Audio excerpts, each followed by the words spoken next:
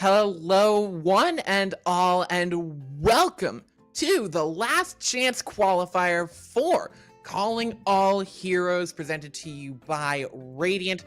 And we've got 4 incredible teams that are fighting for a spot in the championships.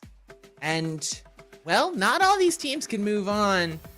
And we've got some storybook names from the long and great history of Calling All Heroes, and some newer names to the legend, looking to write their name down in the history books for this one, and we'll have to see who's going to come out on top. My name is K-Wing, and I'm here with Ari Casts. Ari, are you as excited as I am to get through this first half of the bracket?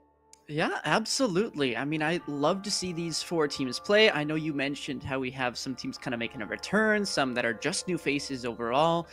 So in theory, we can kind of take a look at the teams since there's only, so 4 of them. We could kind of just run by their names. I mean, Vin Derived, Lazuli X Quick, Cafe Violet, and Valentine. Those are your 4.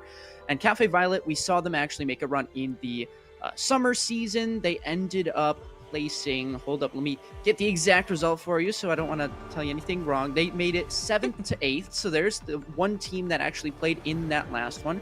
Then you have Valentine, who's making that comeback, which you can talk a little bit more about, and then Vindarive and Lazuli X Quick, which didn't participate in last one, but still probably some players here or there having that experience along the year.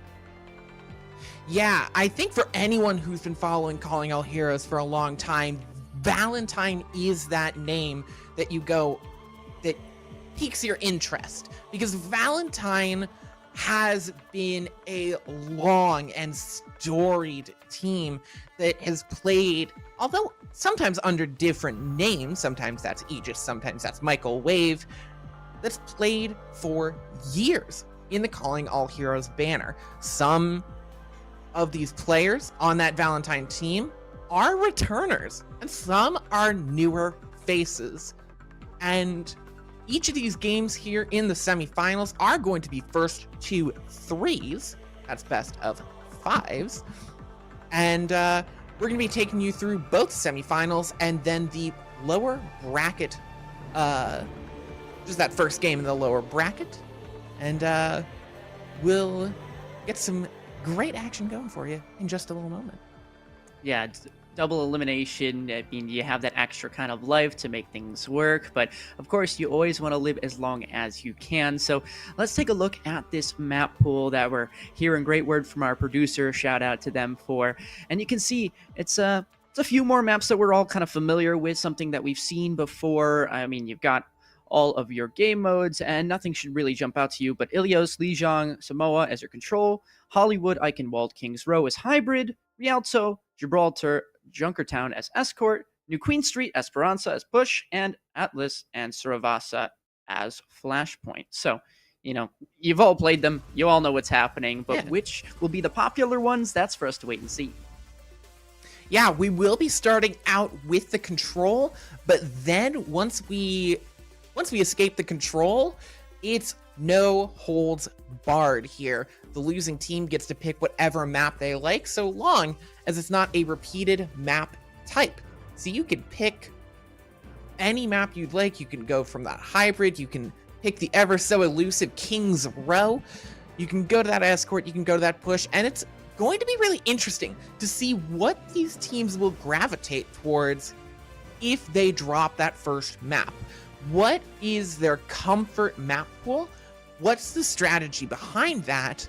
Are they going to try and pick some of these map types that maybe they have one specific favorite? Are they going to try and pick, Kings Row because they don't want to play the dive-heavy high grounds of Hollywood? Or are they going to pick whatever feels comfortable to them?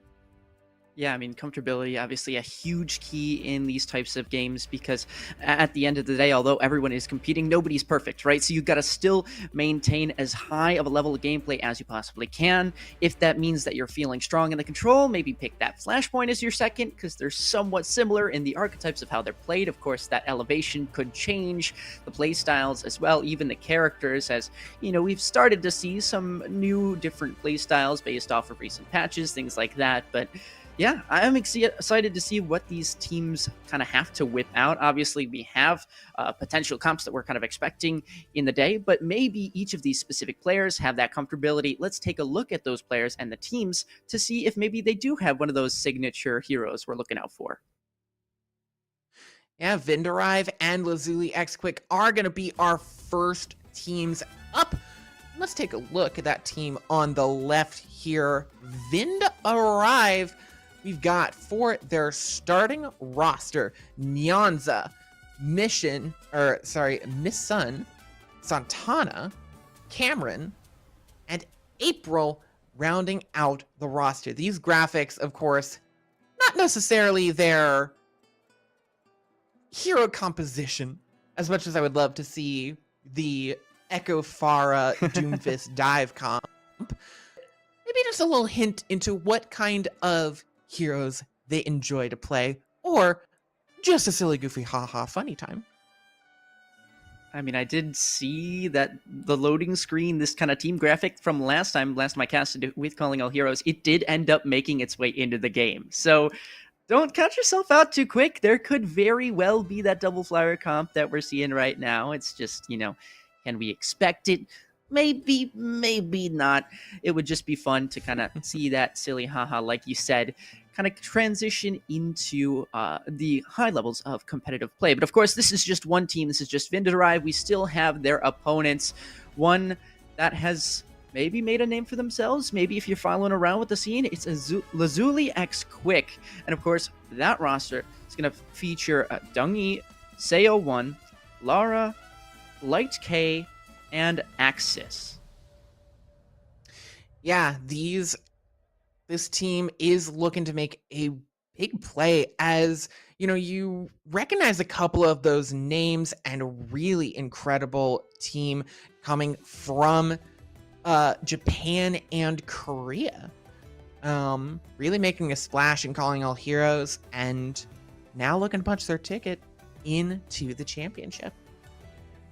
If I had to place my bets on one of these two teams in the comps that are showing up in these graphics as which one's going to probably make it into today, I'm going to go with this one. I think that the Tracer Soldier is probably more realistic, but hypothetically, even if these two both did match up in the ways that they did, it would still be double hit scan versus two flyers. So I would say, based off of a purely funny prediction on the graphics, we'll say Lazuli are going to take the lead. Woo!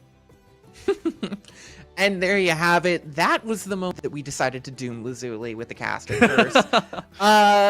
As we're just waiting to get into our first map of the night. Vindarive and Lazuli going to be squaring off in just a moment here. And Ari, what do you think is going to be most important for these teams to set the tone going into this match? I mean, I can give you a couple of answers, all of which are from the stock book, but I'm going to say them regardless. It's A, getting out to that strong start, right? Obviously, you said setting that tone. You want to win that first map of control. And here it's Lijiang, hashtag gotta love Lijiang. I say it every time because it's true. And you see these teams love to pick it every single time it's there. But we also get to see a little bit of a showcase into these bands, that being the Wuyang and the Freya. Something that we were talking about in the green room with Freya getting the buff. We were saying, oh, we're going to see a lot of that character. Well, not at least in the first map. Yeah, Wuyang getting that ban as well. Popular heroes, those two. Freya especially has been a terrifying force on the ranked ladder for, I don't know, how long has she been out now? 10 years? Sure feels like that in my ranked games. And Wuyang as well, a very strong hero. So you see exactly these teams' rationale. They don't want to deal with it, and so, for this map, mercifully, we will not have to. Yeah, I know that last time I was here during that summer session, we saw Wu Yong actually take over in a couple of the matchups. So that not being a factor Mhm. here, and at least this one, like you mentioned, to set the tone, if you will, is going to be something that maybe things start to go awry with how the compositions were drew up in the first place. I mean, we expect to see a lot of Lucio here since it's Lijiang, just for the funnies or for pure strategy. But I'm thinking that when these teams do whip out these comps, it's going to be nothing that's really surprising us too much, at least not on this first submap, I would assume. No, I don't think so either. I think we're going to see some pretty standard stuff, especially that you have the two newer heroes taken out of that rotation. And just like that, you have two pretty predictable starts, except the difference in tank here between Vindarive and Lazuli with the Diva versus the Zarya. Wait, is that going to be a Tracer back from spawn? We'd already have our comp at least -1 from the No. graphic. No, not quite yet, but we're heading into this one, and already the Symmetra getting really high charged. Yeah, both Symmetras are getting pretty up close and personal as Miss Sun gonna take down Blight. And now Vindarive pushing through Santana, buffeting back Lara on this Diva, as that's gonna be point cap going towards Vindarive. April jumping over top. You have to be so careful going across this bridge. Every Lucio hungers for it. That boop clip that we're all looking for is now the TP over top. Oh, the traditional sort of like TP play with those turrets in the mix, actually funneling a decent amount of damage. Sayo 1 kind of low, gonna have to back on up here, and all those cooldowns used to get into that initial room means there has to be a pause here. If Indarive just keep on pushing forward, they'd have that advantage, but Lazuli, granted, gave them the space, making sure things work, but oh boy! Oh no! That's a very late beat. Both your DPS gone as the Diva gets demech'd, and that's gonna be a team kill ringing out for Vindarive, and a beat that Axis might want back. Yeah, I mean, it's one of those things where you don't quite see which ability or maybe even the wrong kind of damage is coming from. And so you have that moment of, okay, was it our positioning that was the mistake? Were we not communicating correctly? And that's kind of a sign of getting off to that slower start. We can see them start to pick that up. We have that beat go off at the right time. The players start to pick up the pace in terms of wherever they need to go on their positioning, and it works out. That was almost disaster there for Lazuli as Vindarive gonna take 2 picks early on. Both supports gone, and that's gonna be April landing the pick onto the Ramatra, and Lazuli going straight back to spawn. Santana has been at such high charge.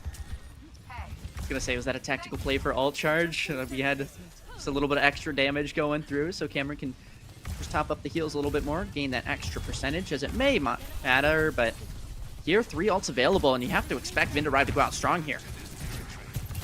You have to, and Lazuli, they're really only looking at Sayo 1, and there goes Sayo 1. Beat goes out, and Vindarive just free to push forward. Santana, unstoppable force, just barreling through the forces of Lazuli, and that'll be our 100-0. Lazuli reeling.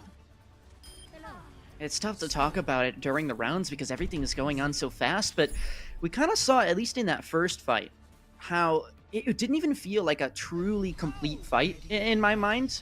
We saw Vindarive kind of just get that advantageous positioning, and then you started to see one team just kind of fall away. They didn't quite feel comfortable. And we saw that a few more times as those teams started to flood on through, right? Lazuli X Quick. They just didn't feel like they were in the right spot themselves. And I feel like I just want to see that confidence come out in whatever way that really they can find it, whether it be that character swap, the ults being popped, the positioning, something I want to see go their way a little bit more than what we're seeing right now. Yeah, we do have that swap as the Ramatra coming in. We did see it a little bit, but now we're going to see it in full as there goes the Nemesis form, and Lara's looking for blood here. It's going to be Lara just going a bit too far forward, and Cameron going to be the bloodthirsty support, take out 2, and it's another quick win for Vindarive, and it's Santana again just doing so much damage.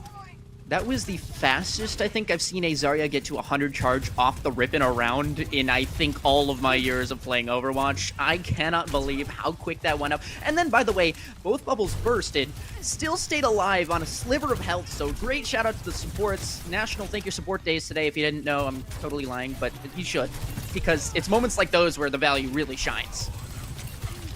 It does, and it allows Santana to get 4k damage in just one round, one quick round, and getting that early pick onto the Lucio, cutting the legs out from under Lazuli, and there they go. Haruhi able to pick off the stragglers and even chase down this Ramatra. Oh my goodness, we just don't quit.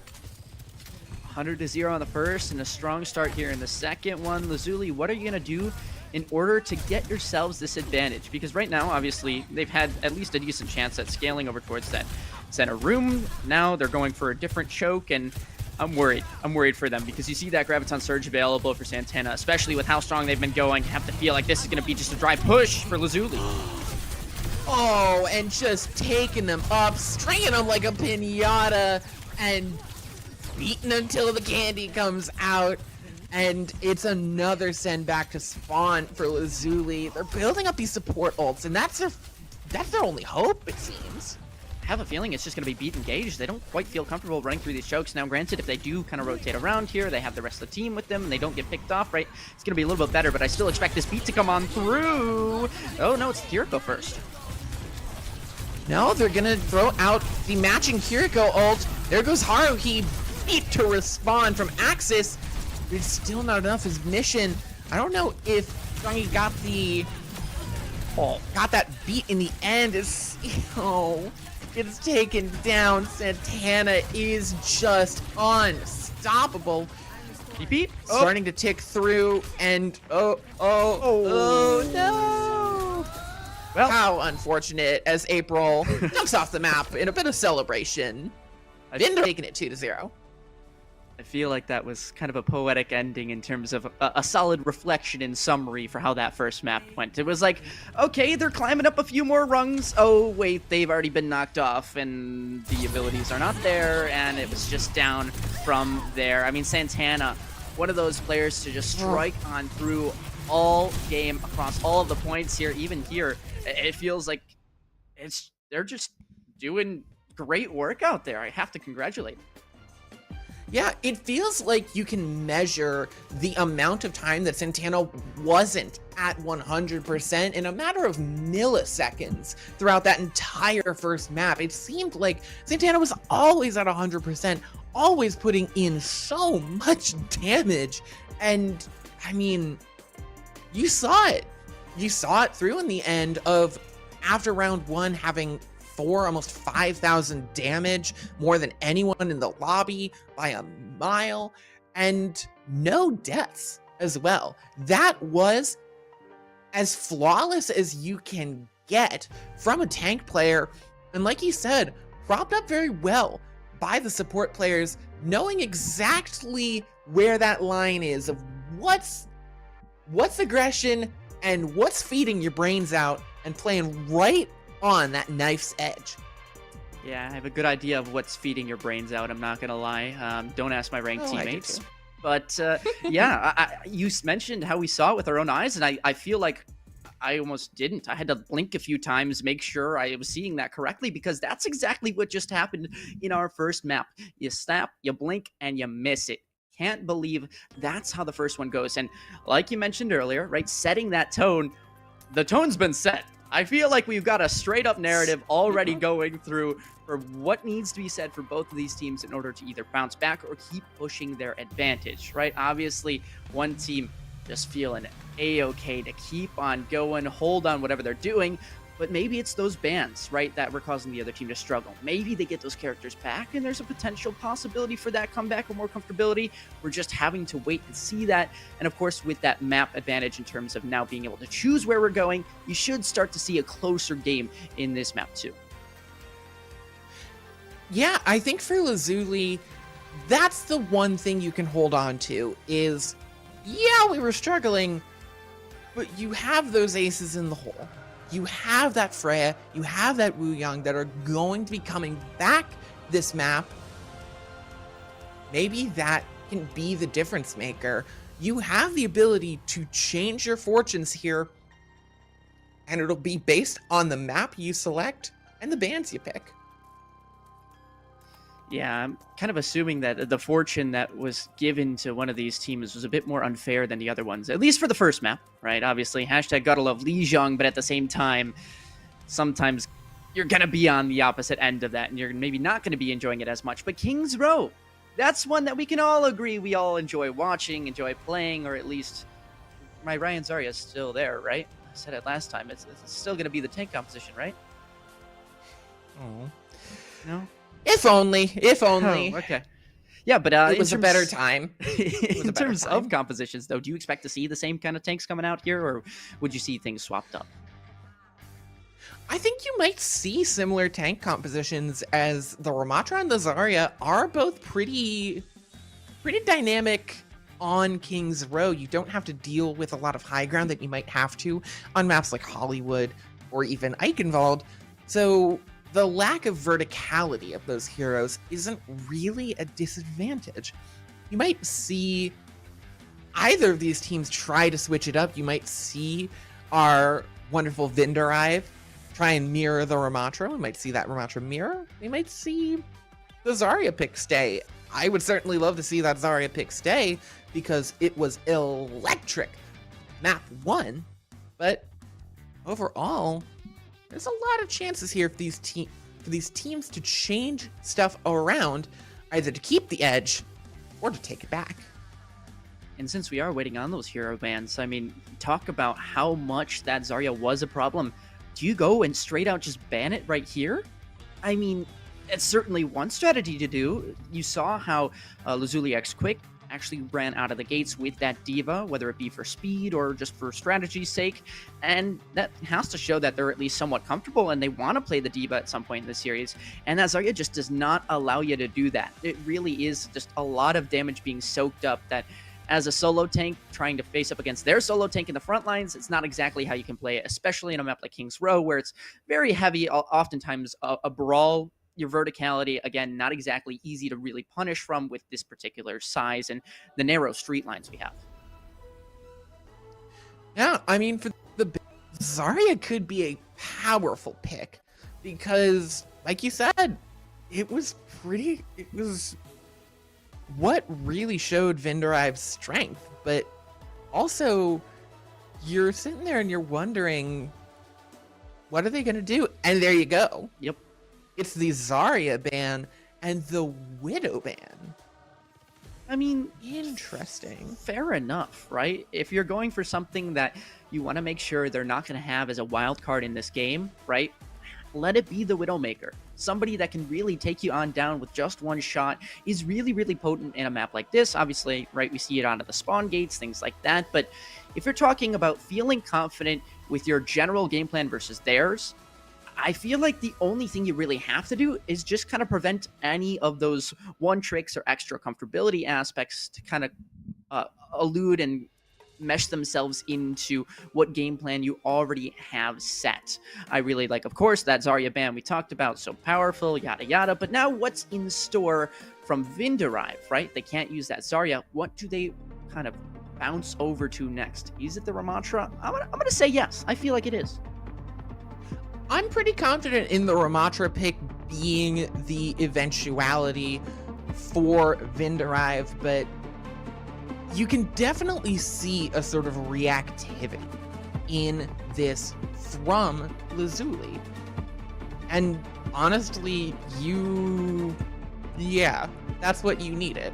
Zarya could have been a devastating force on the side of Vindarive. So now, well, it's off the table, but I don't know. We're gonna see some even scarier Ramatra. Diva's definitely also a character you can see on King's Row, and often it's very powerful when Brawl is out of favor. I mean, with Lazuli X Quick, obviously we kind of spotted them using that Diva on the first time. They run into a brick wall, they kind of pivot and have to change from there. But now you actually get to use that comfortable character. I'm also looking at Vindarive and the Wuyang, right? Obviously, banned last time as well as this Freya, so funny to see both banned characters actually being used here in the second map, but it makes sense as why they were banned in the first map then. And I mean, these characters are very scary, terrifying characters, Freya especially. And so now as Lazuli looking to aggress first, they need a good attack here and a lot of time to push through. Otherwise, they might be in some trouble as they lose their Tracer first off. Good cover for the supports. And now fighting on top of the high ground as Lazuli do have some cover. Looking to pepper in. Great hit by the Sojourn to push CO off the high ground as now Lazuli pulling back. I mean, just to farm for alt charge in this moment, and of course burning the time being successful on the defense if you're Vindarive, but Lazuli, honestly, as much as they might have lost that first fight, so to speak, in quotes, right, they only lost one player, everyone else was still farming up themselves and their own alt charges. Honestly, not the worst result. You lose a lot of time, but this one's still in your favor, although that's 2 quick picks, and this one might be done before it's even started as well. Yeah, 2 early picks from the DPS, and well, there you go. Are they gonna let the support get taken out? Yeah, the support is taken out.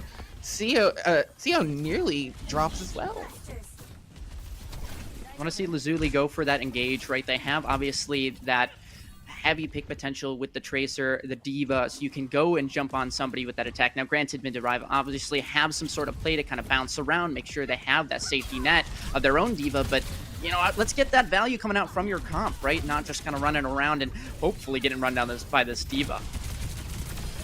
Yeah, that D.Va with the nano boost now for Lazuli will take out Haruhi and April on the side of Vindarive, and now finally a crack appearing in the armor. They're not done yet. Anti out onto the D.Va. Bomb used to get the remech out. Vindarive are not giving up this point just yet. Swapping through as Santana and the rest of Vindarive push right back onto point. Pulse bomb. Good Suzu. Wow. Great Suzu as Hugh gets taken down, and there goes your Kitsune Rush from Vindarive, and a great retake out of Vindarive. Keeps this point going. It's nuts, the fact that Lazuli X quick. I mean, obviously, right, you have to give credit for Vindarive holding on, using those cooldowns correctly, Santana just getting enough charge to have that remech available, but also I feel like I wanted to see Lazuli X quick kind of just commit to something, right? They use 2-3 ultimates, and they have to farm up those once more. You're only down to just 2 against the 2 on the other side. How do you get some sort of advantage if it's not the one you've already made for yourselves, right? You have that space, but here's a good opener. This might be your way through. You lose CO, though, in a trade, and Axis gets taken down. It seems like that opening has slammed shut on their fingers here, as they don't even have a real time to engage. They just drop. Santana will take out the Tracer as the bomb goes in over top, but now you got Vindarive with the overclock, takes out Hugh, and, well, that'll be it, as 59.4% might be all that Lazuli has to offer. No ults left on the table. The D.Va demeched, and it's just the Mecha Pilot trying to hold on. Actually does get a pick. Actually does get 2 through for Lazuli. Takes it up 70%. This might be the turnaround that this team has been looking for, but the Tracer goes down. Is there anything left? CO goes down, Hugh goes down, the stalls coming through, but the wick will burn. 75.4% gives them a little extra movement room, but it's still tight. Yeah, I'm surprised that Vindarive, their stagger touching there was amazing, right? They realize how mobile their comp is, and they can kind of just run around, send the Tracer through, send the Diva around, and then cycling those cooldowns to make sure that your Diva doesn't get demech'd as well, using those blinks when it's necessary, and even just the Wuyong kind of just staying alive that whole time, right? You saw, I believe it was April, using that snap to kind of fend off the Tracer on the other side. Really, really nice job here. I mean, it's no 4,000 damage in the first round compared to Azaria last time, but as what has been asked for you, they came to the challenge, that is, and you really have to give them props, Vindarive. Of course, Lazuliak's quick, right? If you're looking in ways to kind of hold strong here, it may just be to replicate what you saw from the other side if you are continuing to choose that similar comp and playstyle. But as we can see now, being omniscient, Vindarive, what is this comp? Is this just a funny haha, we're in the spawn room? It's definitely a funny haha, we're in the spawn room. They are not playing the wrecking ball on attack. Don't be doing this to me. I don't believe this. I feel like there's a valid world where this actually happens. Well, anyway, Lazuli X Quick, however, have that Diva playing pretty similar to what they started off, and good lord, they're rolling out on the double flyers comp. May the good lord have mercy on us all, as Hugh kind of trapped in, able to swift step away, but nearly had a date with Destiny there, as, oh, Vindarive. Oh, Santana. How are you alive? There. Okay. Finally goes down. Okay, guys. That was fun. I think we wrap it up here. I mean, I actually don't mind the double flyers here because, of course, you get that one pick, you get the second pick. You can kind of just use your ults, farm them up, and get one with a major pick. You're in this for the full cap, right? Sayo goes way too deep in, gets caught out by Haruhi on the Echo. As Cameron's gonna switch on to the Wuyong. Axis in a lot of trouble, gets put behind the desk in a fate worse than death, a customer service job, as now taking up the percentage. There goes the D-Mech. Vindarive actually in some trouble, as April will get taken down. It's picks going both ways, but in the end, Vindarive looking to come out on top here. Cameron will get picked onto Hugh, and with the barrage right onto CO as CO was falling. There you go, Vindarive taking it with 2 minutes remaining. We'll get them up to 0 now at match point. I have to say, you doubted the wrecking ball. You doubted Santana. You can't be doing that. I mean, even here, the play of the game on the wrecking ball, just going on through. Even we saw them living as long as they could in that first fight, but now Pile Driver just cleaning up these extra picks in the corner, especially onto that Ana, who was doing a whole bunch of work when we saw those biotic grenades kind of jump out. And still does not matter in the end. That's 2 maps to 0 right now. Just one more separating a potential victory for one side, moving them on to the next round. Yeah, and a victory here cannot be understated for how much further it gets you in the tournament with the number of signups that we have, with the 4 teams we've got. Getting yourselves into that upper bracket semifinal is massive, to say the least. Is massive to say the least. It's very, very big, getting yourself that much closer to grands. This isn't some gigantic 64 team tournament where you go, oh, round of 64, round of 32. No, it is quarters, semis, finals, and then a lower bracket finals, and then grands. Yeah, for what Each win here is massive. For what I was seeing, I think originally, don't quote me on this, I think originally it was meant to be a single elimination if there was more teams, but I think now that we have this kind of just condensed group of 4 teams really trying to get themselves to that championship, it applies even that much more pressure. Imagine saying, okay, I'm the one team that made it out of 40 that go on to the championship. That's a pretty cool feat, right? But then you say 1 out of 4. Oh, that's not as impressive. No, that's almost more impressive in that own right, because imagine there are only 4 teams and somehow you have to play without losing that first life. And if you do manage to get to the grand finals like that, then great, congrats. But also, like, your competition is going to get really, really familiar with you that quick. There's not 40 million teams they need to VOD review, just you. They can work on today's gameplay and then whatever the next day is, and then just send it as hard as they can. Obviously, right now, if we can kind of shrink back to reality and we talk about this individual matchup, right, there's not too much they can do in terms of that VOD review. But going into the next match of Esperança, you can at least say, okay, let's use what we learned in those first 2 maps and try and find whatever gap and execute on it, break open that brick wall, and hope for the best here. Hope that we don't get clean swept. Yeah, and Push is a pretty good map to reset the momentum of this match so far. And it's a great place to try and start some reverse sweep here, because that's what Lazuli is looking at. Trying to get a reverse sweep through. Esperança is where it has to start. And so you have to be so nervous here. Trying to get this last win here. And it seems like you haven't been finding much in the way of footing.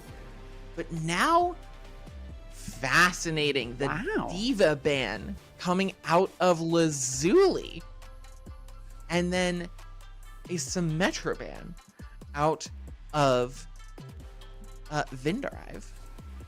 Yeah, I mean, those are both interesting. Obviously, we could see reasons for why they came on through, but at the end of the day, I believe this is the adjusted picks and bans, if you will.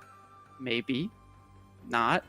I don't know. Either way. Symmetra. Yeah, Symmetra, right? We'll say that can be a really useful character, especially on that middle section. You see them both kind of utilizing those turrets, and it was just the teams that were swapped. Okay, so we still see that 2 characters going through into the bans, and it makes sense, right? Obviously, you don't want to play against the Zarya, you don't want to play against the Diva, and you can't reban that Zarya, so you're going to go to your next best option, which is that Diva. Of course, we might even see a Wrecking Ball again for all we know, but at least, and you're trying to hedge your bets and go off of these bans to help you win the game, that's your best bet. Again, as for Vindarive, it feels like they're using these bans as just a safety net as opposed to an additional way to help them play against the map and win the game. They're just kind of making sure that no extra shenanigans, no heroes can be in this picture. Yeah, the Diva ban is diabolical out of Vindarive. Just taken away the little that Lazuli was really, the piece that Lazuli was really doing well on and could build off of is now gone for match point, for this map that they desperately need all cylinders firing at maximum efficiency. I want to see the pace, honestly, be picked up in this one. Obviously, right, we've had a very fast-paced game when it came to the King's Row on the attacking side, but I also want to see Lazuli X Quick start to kind of push their advantages when they're given it, really just make that 3-2-1 go call and jump on somebody. Obviously, it's not necessarily the case if they're going for a bit of a poke comp, things like that, but I want to see them actually kind of realize in the moment, because we're seeing a lot of times Vindarive getting back into these fights that they either shouldn't be getting or should have a tougher time getting into. Right? If the way that you're getting these picks in your fights is a remake kill from out in your Diva Bomb or your baby Diva getting picks, that's what we were seeing. It just feels a little bit unreliable. So I want to see them really design up a plan that gets them that reliable win, or at least gets them all in on one particular strategy that they can adjust in the future, as opposed to going half in, half out, not quite sure. And we start to see, of course, that confidence start to wane away if that is the case. Yeah, and now it is 10 minutes is all that separates one of these teams, that separates Vindarive from potentially moving on, and 10 minutes for Lazuli to make their case as to why we need to go to a map 4. Just have to see who's going to come out on top in this potentially final map of the match. And can Lazuli find some gold, some piece to build around in this one? It's funny that you mentioned, can they find some gold? Because if you don't end up winning this series, you may not even be guaranteed a medal at all. You're going down to that lower that lowers round 1 matchup, meaning you may not even place in the top 3 out of these 4, which would be a shame, obviously, right? Nobody wants to be that team, but somebody's got to do it. And so Vindarive saying they don't want it to be them. Lazuli X Quick, if they truly mean that they don't want it to be them either, they're going to need to step it up, find something else to work with. And Santana on that wrecking ball again. You doubted it before, and now it's here to haunt you in your nightmares. Happy Halloween. It certainly will, as Santana's going to take out Blake K in the back line, slam it down over top. Served on a platter for Haruhi. Incredible stuff. And getting the stagger onto the Tracer as well. Well, I asked for a faster paced game, and I guess I received you got one. it. I mean, we saw the first point of Lijiang, that one with a 100% charge going on to the Zarya very, very quickly, but now you see a first fight win in what felt like only a few seconds, right? Obviously, people kind of charging up their ults as you do in that first one, but it felt like Lazuli X Quick really wanted to go for that sort of tempo style with the Ramantra, and it just was not given to them. I really hope they can find a solution to this wrecking ball. Obviously, they'll have a little bit more time to think about it, but you have to start to worry, even in that first moment. If they cannot adapt on the fly and it takes them a few fights to get adjusted, that could be precious space and meters given to Vindarive that just there isn't enough time to come back from for Lazuli X Quick. Yeah, and even worse, there's losing a player to disconnects. And for Lazuli X Quick, I mean, you just have to feel for them in a really rough position, backs against the wall, and having that connection drop. Now, you also have to think a little bit about, for these groups, the ping, as Lazuli X Quick might be operating on some pretty high ping, being that they're all from that SEA, or sorry, that Asia region. So they're playing really well. They just need to keep the pace up. And so for Vindarive, just so close to punching their ticket into the winners finals. They don't need to do anything else. The reconnect to come through. Yeah. They're doing everything that they need to. No mistakes, consistency. And even if there are mistakes, we're not noticing them to the point where Lazuli isn't noticing them either. And they aren't going punished. So Vindarive, of course, just going to keep on rolling through. As that is not a wrecking ball pun. I did not mean for that to be the case. Lazuli X Quick, on the other hand, we just want to see them, kind of step things up. We've said it before, and hopefully they can kind of get things going in their way. This is actually going to be a swap onto the character. Ooh. Curious, as maybe this is the tank swap to the Zarya. Interesting. So kind of playing that rock, paper, scissors meta, baby. We're back in it. That we absolutely are. And the Zarya is a great pick, as this composition is so focused on these individual picks, and a great chase by the Tracer. Taking out Santana, Miss Sun goes down, and Lazuli have finally found something to build around, stopping them 45.96 meters before that first checkpoint. I was going to say, I don't know if they did it on purpose, but Vindarive, had they just kind of pushed the space that they had, try and go for a little bit more of that space and aggressive, even if they get punished, I figured they would kind of swap off to that character so that they aren't kind of in that disadvantage. But now you're going to see them actually going down early, and maybe it was just a situation where they were on the back foot. Yeah, and the Cassidy swap is a great one to shut down this wrecking ball. CO1 going down. Great bubble, though, as you're seeing exactly why those swaps came through. The Zarya to protect against the Echo, the Cassidy protect against the Wrecking Ball. The counters coming through, the beat to keep the members of Lazuli just keeping on the gas, keeping on the aggression. Same with the Kitsune Rush. It's exactly what you want to see. Just keep on pushing their advantage here as they come close to the lead, take the lead, now coming close to the checkpoint, and Lazuli X Quick have turned this game on its head. Santana gets taken down, Blake K goes down, and this is an entirely new team. I think we might have reached the point where your doubts about the Wrecking Ball were true, and yeah, you're going to see Santana swap right back on over to that Zarya. You could say maybe they're a one-trick, but we know that's not true, as they had a phenomenal D.Va the last time. Even the Wrecking Ball was nice, it's just not the piece of the puzzle that they need right now. Lazuli X Quick, of course, setting themselves up for success, giving them a lot of additional space, ultimates, everything to work with. Even this positioning, they're kind of postured up towards the high ground, working with any advantage they can get, but it's going to be Haruhi to fall first. Haruhi falls first. Lara on the Zarya. Just flashes of the early Santana we saw in map 1. Seems the shoes on the other foot now as Vinderive are reeling themselves.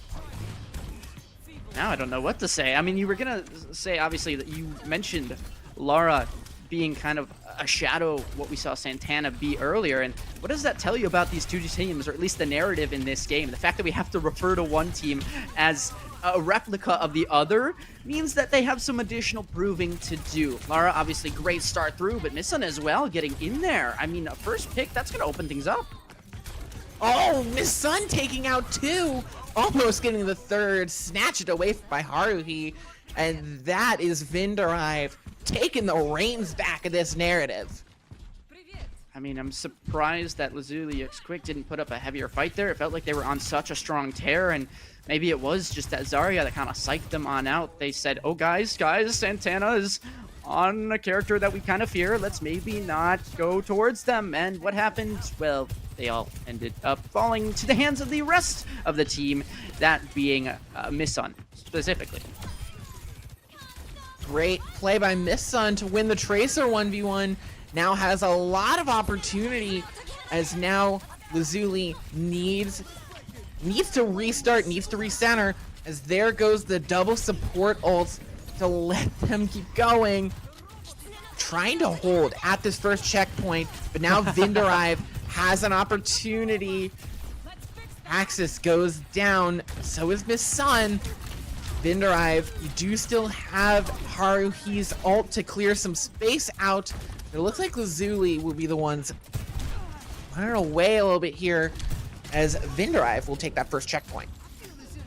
Yeah, solid scaling there. And Vinderive, obviously, right, they have that game plan. Is to kind of swap up the composition, make sure they can do what they need to do, and especially keep those supports alive for as long as possible. Nice kind of movement here to get out of the way of the pulse bomb, but you know, for Lazuli X Quick, that's kind of all of the utility they have. This is going to be a big ult combo.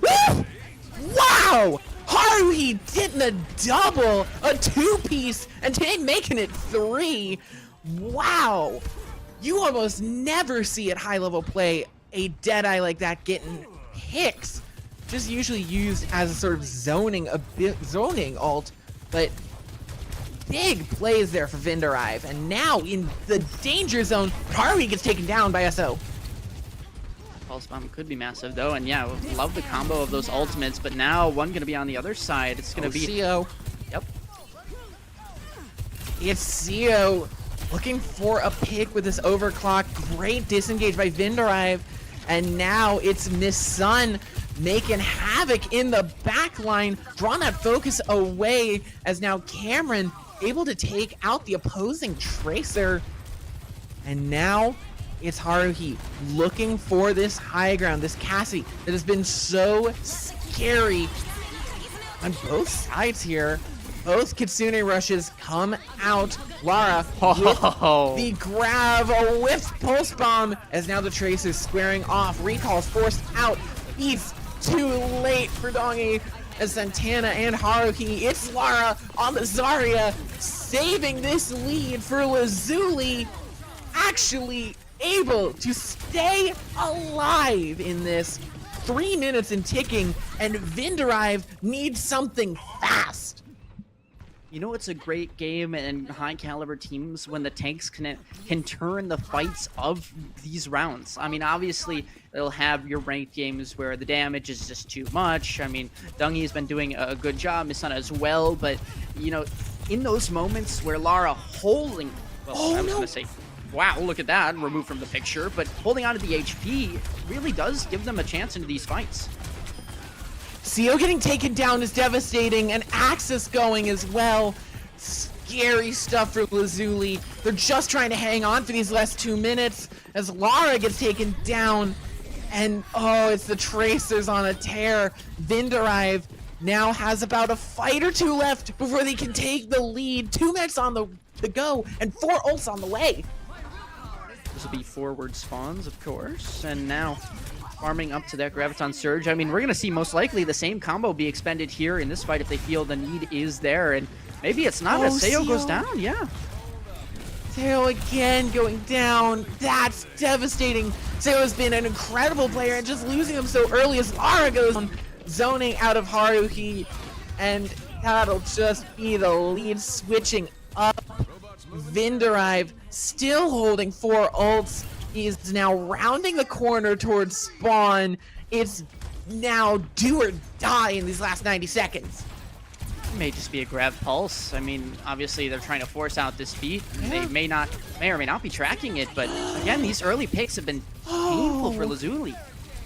They lose Blight K. Lara in trouble. There's just no foundation, no support. As there goes CO, but CO can't find any picks. We'll take out Haruhi. Eat out from Axis. Double support ults out of Lazuli. Everything but the kitchen sink. But not even the kitchen sink could save them in the end. As Vindarive will push through. Take it. 3-2-0.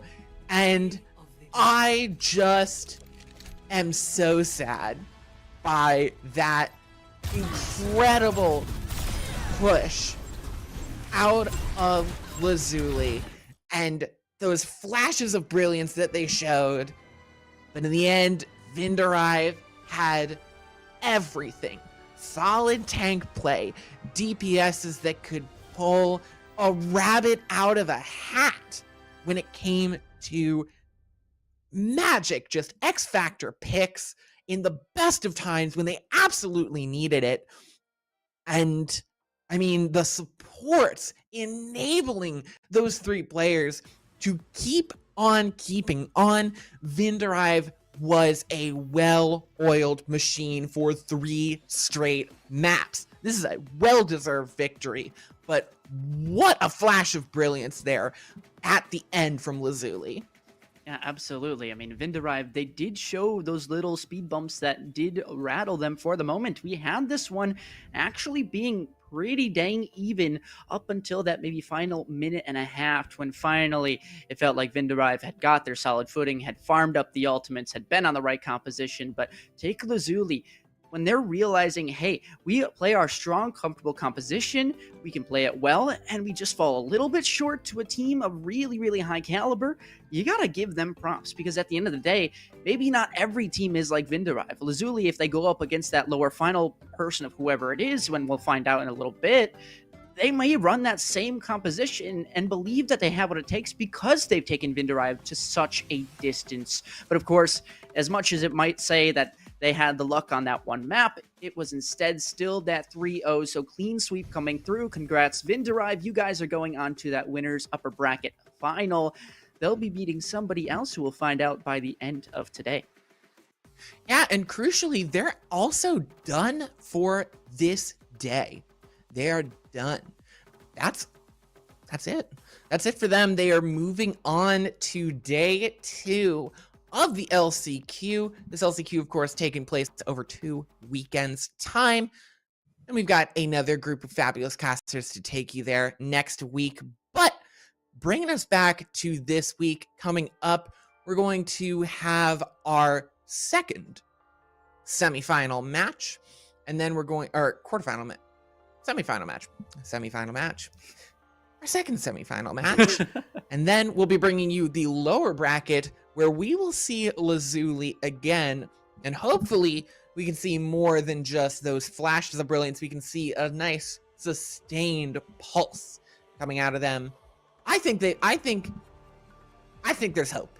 I think there's hope to see a lower bracket hero run out of Lazuli. I mean, it's not a very long lower bracket, but I think we could see something magical. Yeah, I mean, hey, if they've got the lower bracket will to make it all the way to that championship and qualify for the Calling All Heroes Championship, then let it be so. But for right now, before we get to that action, we're going to take a quick break. We'll give you guys a second to use the restroom, grab a drink, grab a snack, and we will be right back with more Overwatch action.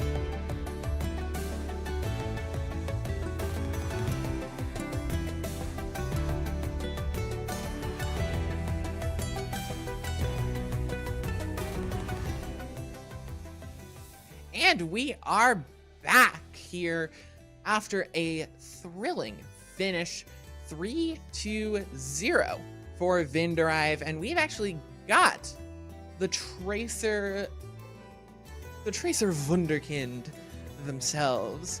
We've got Miss Sun. Thank you for joining us on the stream. Hello. Thank you for joining us, Miss Sun, and congratulations on your win. Thank you, thank you. Let's start it off quick and easy. How are you feeling? Because again, 3-0, you don't need to play anymore. How does it feel to just be in and out like clockwork and be done with it and only have to worry next weekend? It's good. You know, I'm about to go get food now. A few of us are. So, you know, earlier we can do it, the better. What's the Yeah, food of fair choice? enough. Maybe not a brand, but what's like the genre? Burger. Ooh, Victory Burger. I'm all for that. Legit. I'm also all for the Victory Burger. I would love to go into that map 3 and what it was like sort of rallying around, and whether you were, you know, really coming back from that deficit you guys were in. You know, we just had to tell Santana to get off ball. You know?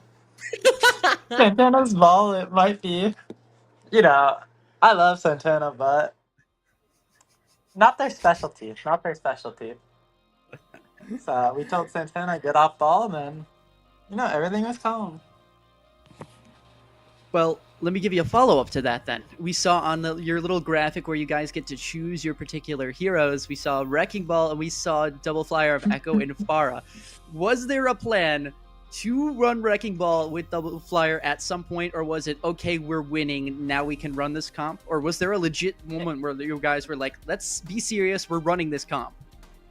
Yeah, it was kind of like going into map 3, we're like, okay, wait, did we do it map 2? We might have done it map 2 by accident, but we're just like, okay, let's play our graphics comp. And then we lose. We're losing on it, so we had to swap. So we just lost all Aurora. I respect Fair it. enough. You have to respect the bit. Looking forward to next weekend, you are going to be facing off against the winner of Valentine and Cafe Violet. Are there either of those teams that you're looking forward to facing, or either that you'd maybe rather avoid? I mean, honestly, I don't have that much of a preference. Like, I want to play both teams, right? Because, you know, Valentine, they're Valentine, so I want to play them. But also I have some friends on Cafe Violet, so it's also, you know, fun playing your friends, so either or. Yeah, you get that win. You get to say, you know, I'm gonna go get a Victory Burger, and you're not. Booyah, in your face. But in all seriousness, I mean, do you have any shout outs, any thank yous that you want to give to people that maybe helped you win today, or even words to your competitors as you continue on ahead in the next few rounds, maybe awaiting them? Shout out Santana. Santana's awesome. Except on the ball, right? Is what I hear. Yeah, no, not on ball, not on ball. They've gotten Shout out better. Santana. They have gotten better. Shout out Santana on Zarya only. You know, Santana's ball has improved a lot. You guys should have seen it before. It was something spectacular. Well, it Still probably sure looks was like mine. tonight. Well, it sure was tonight. Thank you for joining us on the stream, and enjoy your Victory Burger. Thank you so much. Have a great night. That was Miss Sun, the Tracer player from our victorious Vinderive. Now moving on to winners finals. And now we're going to be moving on to our second game of the night. Our two teams that we have not seen today. That old guard, that storied team of Valentine with some of the most recognizable names from Calling All Heroes, is looking for their chance as they come back after a long absence. Are they going to be just as good as we remember them? We'll have to find out after the break, Ari. So we'll be right back then in just a moment as we get those teams into the lobby. So don't you go anywhere, and don't you change the channel. So we'll be right back.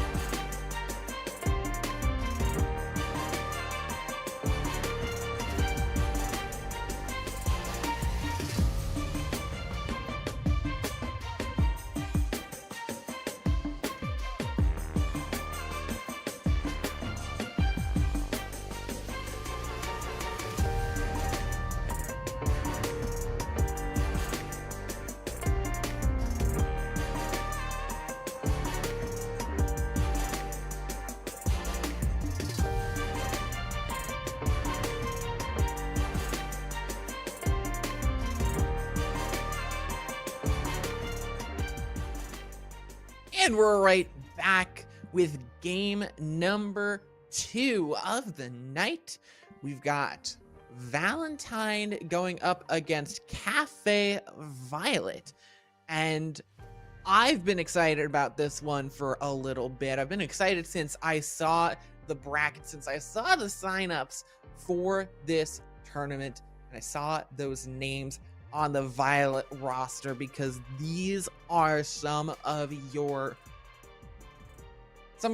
stars of Calling All Heroes that have been incredible for years of this tournament now. And we're getting to see them here in the LCQ going up against Cafe Violet. I'm over the moon right now. Yeah, I mean, like we mentioned earlier, Cafe Violet just participating in this summer session, the summer season, and they ended up falling towards that 7th, 8th position in their placement. Valentine, one of those teams, like you mentioned, who was a little bit more in the history books. And so now you kind of take the newer team of Cafe Violet, combine it with the older team, I guess I should say, of Valentine. You mix it all together, you take the clashes of potentially experience, styles, players, and you throw it all in here. Now is your chance. It feels like this bracket was scripted just perfectly for us, but hey, we get to not complain about it anyway, because I'm excited. I can't wait to see these two teams start to pop off. And with that, let's take a look at Cafe Violet's roster. As you did say, there were some notable players on that team. Yeah, Cafe Violet's roster, as we roll it out here, the red carpet for them. We've got Ray, Tricycle, Viola, Serena, and the Cake Queen rounding us out. Goodness gracious. I'm just too excited to say the words in my brain. And that's a pretty believable composition. I feel like that's the big thing I want to talk about when we've got the heroes on the screen is that composition a viable composition? And I think so. I think it's a pretty viable composition for the dive with the Genji Tracer. I think it's possible. I don't think it's as silly haha as we've seen. But either way, for Cafe Violet, you've got some pretty recognizable you've got some recognizable names there. You've got some people with some story. Other teams, people playing on many different teams before, such as Agave, Artemis, Athena, Stargirls. A lot of history in these guys. Any notable names here for you? I mean, again, I was here for that summer season, so I do remember the names like Kaisicle and Viola, but I'm actually kind of looking towards Cyrena. I know we were kind of joking about, is it Cyrena, but I'm more thinking about the fact of, are we going to see Iari? Like, is that an actual thing where the character pops out here, just absolutely stuns us all, and then is now the hero and etches their names in the history books? I would like to see that. I mean, we know that obviously a lot of the time it is that Tracer, the Genji, or somebody on that damaged kind of side that really gets you going into those big wins. But let's take a look at what Valentine have kind of shown us here, and at least from the first glance, it looks pretty similar.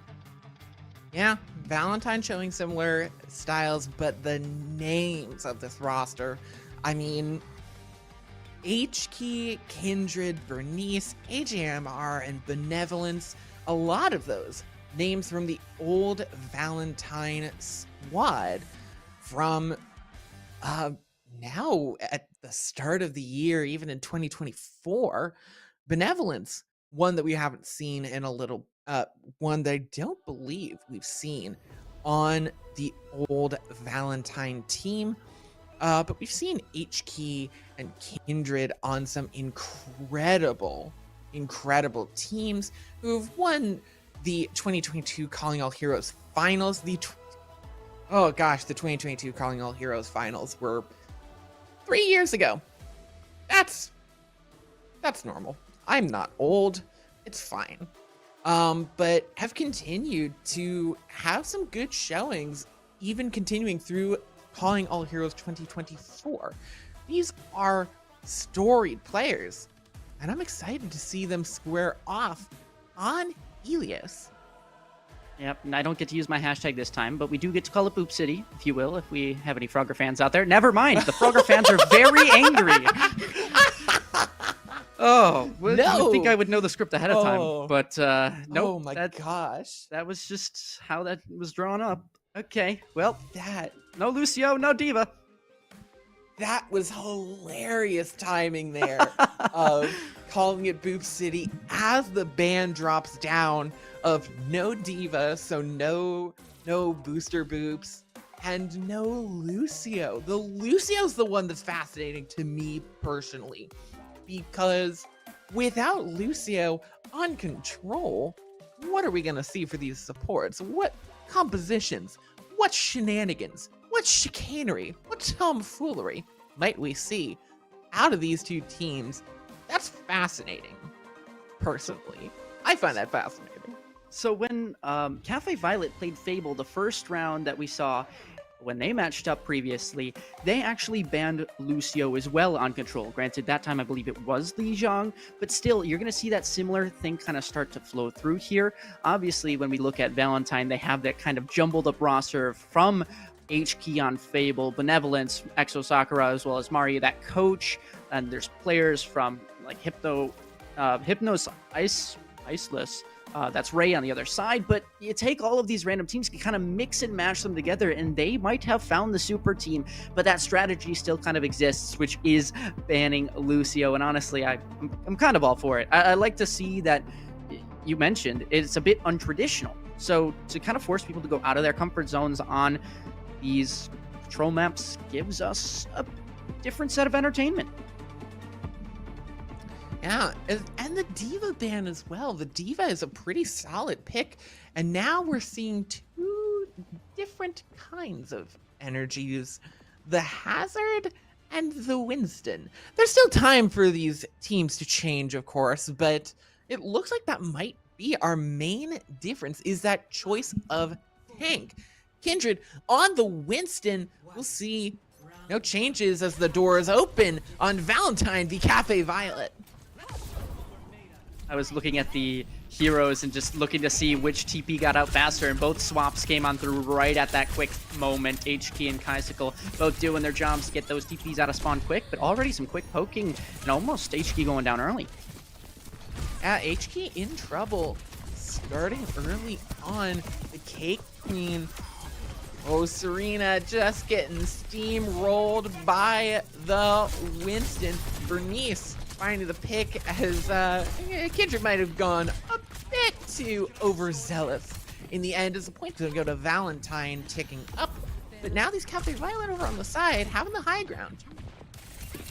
It's a little weird because you have the positioning actually on the high ground for Cafe Violet, on the low ground, and the point control for Valentine. And we talked about the histories with these two teams, but do the playstyles kind of clash as well? I mean, we're seeing it from those tank choose selections, but now how do they pay off? Kindred, at least finding the first, will give you a good sense.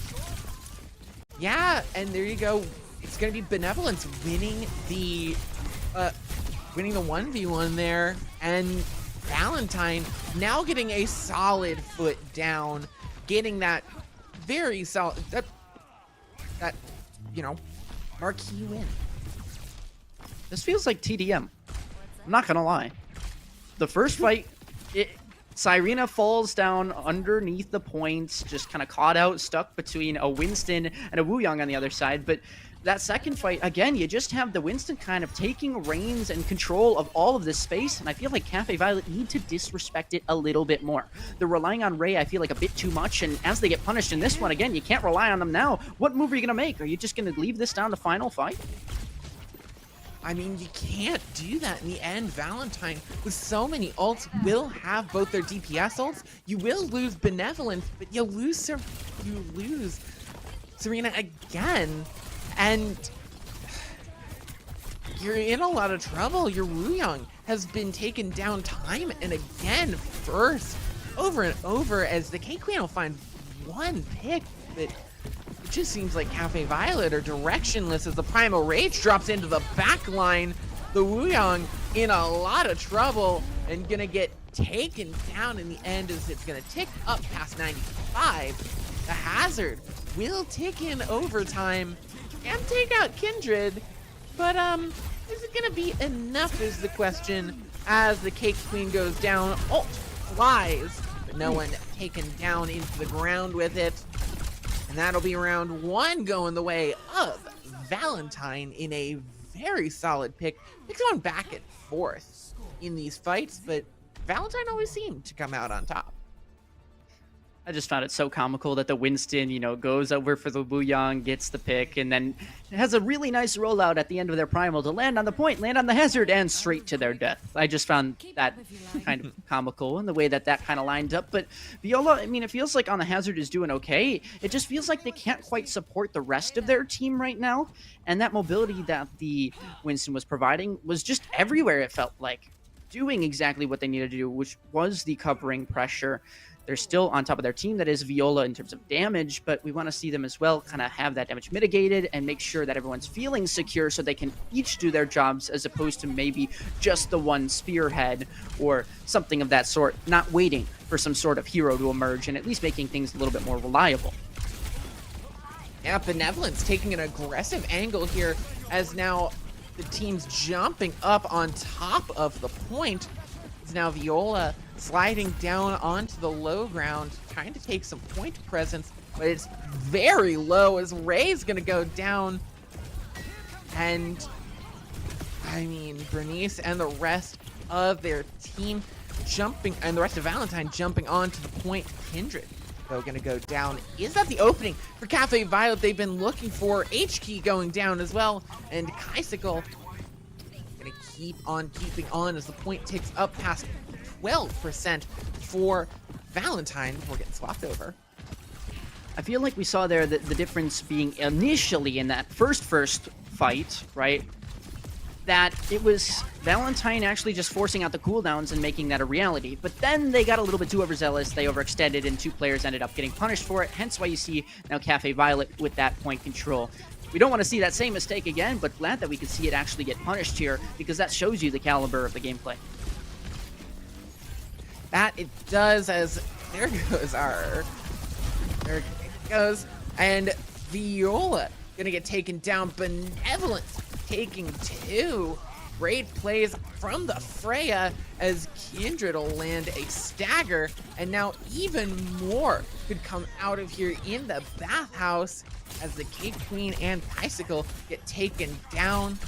And Cafe Violet definitely playing a bit tighter here, especially with Serena not going down as early. It's a lot of damage soaked up, but a lot of ult charge gained for Valentine. Because now you have both supports just about in for their ultimates. They can have at least 4 to 4 in matching up in terms of those numbers. And that's about how you use them, right? And Cafe Violet, if they can get some value out of one in terms of a pick, that'd be great. But we all know that's easier said than done, especially from what Valentine improved. Both Kitsune rushes, it's Bernice, it's the Ultapalooza as the stick onto Viola won't take that hazard down. And now Valentine in a lot of trouble as Bicycle goes and gets that last pick. Now Valentine on the ropes. You said Ultapalooza, but Valentine, they used 3 of their ultimates, both supports, in exchange for, 1, maybe 2 from Cafe Violet? That's absurd, the fact that they ended up having that much value off of just the 1. Shows you that they know exactly when to pop them. Those ultimates, that is. And whoa, bye-bye, Benevolence and H-Key just somehow grab picks out of nowhere. Wow, that was fantastic. Just skeet shooting at that point, and Valentine roar right back onto point. Viola goes down, Bicycle as well, and now Valentine are 1 fight away.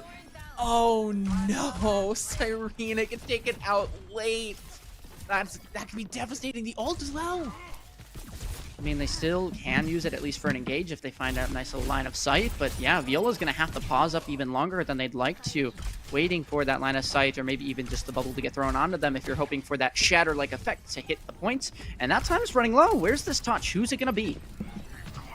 Well, it has to be there quickly as the OT ticks through. It might be Cyrena. Cyrena taking one down, and there's 2 picks. And the point flips over. Cafe Violet are not going soft into that night.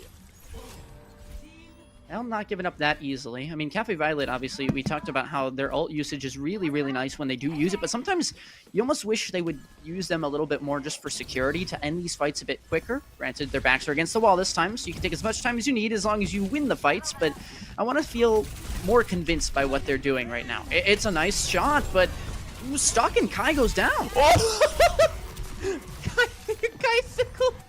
Kai'Sickle, I think, blinked into the pulse bomb. That's a little unfortunate there. Oh no, Benevolence using the ultimate, and it's Cyrena getting the pick onto Benevolence. Kindred getting a double kill jump. Oh, it's goofy time as now squaring off in these last few moments. Cafe Violet now finally getting something going. It's Bernice jumping onto the point, taking out the Cake Queen. It's just Viola and Bernice. Viola holding the block as there goes the Kiriko Swift Step, but the respawns are coming out better for Cafe Violet, who will take round number 2. Well, I was going to say I didn't feel convinced by Cafe Violet, but in that final fight, it just felt like their comms, everything, whatever they did was right in every single moment. And that does give me hope going through that when the going gets tough, they can actually pull these situations through, right? Obviously, the score is kind of reset now. The ult charge is back to 0, but you take that staggered situation that we saw, I believe it was our winners from last game, and they managed to kind of stagger touch themselves to victory. Here they're doing it again in the reincarnation of Cafe Violet. Now I'm liking what I'm seeing in those moments. I just want to feel it more uniformly. And for the other side, you know, HK, Benevolence, they're doing great on that damage dealing, but again, working with the rest of the team to make sure you're a unit and gaining that space as opposed to just grabbing those flashy picks. That's also what I'm looking for a little bit more of. Cafe Violet having a big play here, having a big play in that round 2 and getting those staggers, like you said, keeping it scrappy as always. Kindred jumping in, taking a lot of damage on the jump. We're gonna have to jump back as Valentine having some point presence advantage. That point starts to tick up. Benevolence in some trouble, and it's Cyrena taking down Benevolence, getting traded out. HK and Kai'Sickle. Oh, tried to go for the Kiriko, but couldn't find AJMR. Kindred goes down, and it's a scrappy fight in the end. It's going to end. It's going to land on top, and it's Valentine just by a hair. Yeah, it feels like Cafe Violet are losing Cyrena really early into these fights, and sure, they're elongating it so that the fight can still continue for them enough to come back, but that's the ult charge that's now not in that Wuyong's favor, you know, Bernice with the advantage there, and it feels like Valentine always having that kind of starting off lead that now Cafe Violet have to work back from, and that's not exactly ideal. You want to be out to those strong starts. Oh, and a strong start they will have, taking out Kindred with expedience there, as HMR as well going to get taken down. Viola getting lost. Now Bernice with the ult, that advantage we were talking about, and it's just not going to be enough as Cyrena takes down HK, takes down Bernice, and that's all she wrote as the flip comes in at 49%. Valentine set themselves up to, you know, have that 49%. They earned it, right? They have 2 more, almost 3 more ults going to be cycled through, but Cafe Violet with almost 5. And it feels like, again, these ults are almost an accessory for them, where the point of, we want to win one legit fight without any ults first, and then they start to use them. I don't know what it is, but for whatever reason, that's the tempo they're kind of playing, and it worked out for them last time. Hopefully they can replicate it. Well, Kai'Sickle finds the first pick onto Bernice, but Serena going to get taken down. Kai'Sickle though with 2 on the Tracer. Cafe Violet just had a hero play, and Kindred will get taken down. Cafe Violet holding on, taking the lead. Very close, though. I mean, the pick should still be in favor of Valentine. Granted, they won't exactly have a tank to kind of run with, so they can't exactly push the advantage, but there's at least a pick and a Kitsune rush. They do want to push. They do want to push Viola in a lot of trouble, barely making it out of there alive, as Valentine will take the point right back. Even Stevens right now in terms of percentage and ultimates as two get traded out. This one gonna be Kaisuko falling on the point now, and everybody kind of stunned in place by that ultimate. Not sure if it caught on anyone, but the pulse bomb not gonna find its mark either. Player is still holding on and holding strong, but Valentine with the point control means Cafe Violet need to make a move.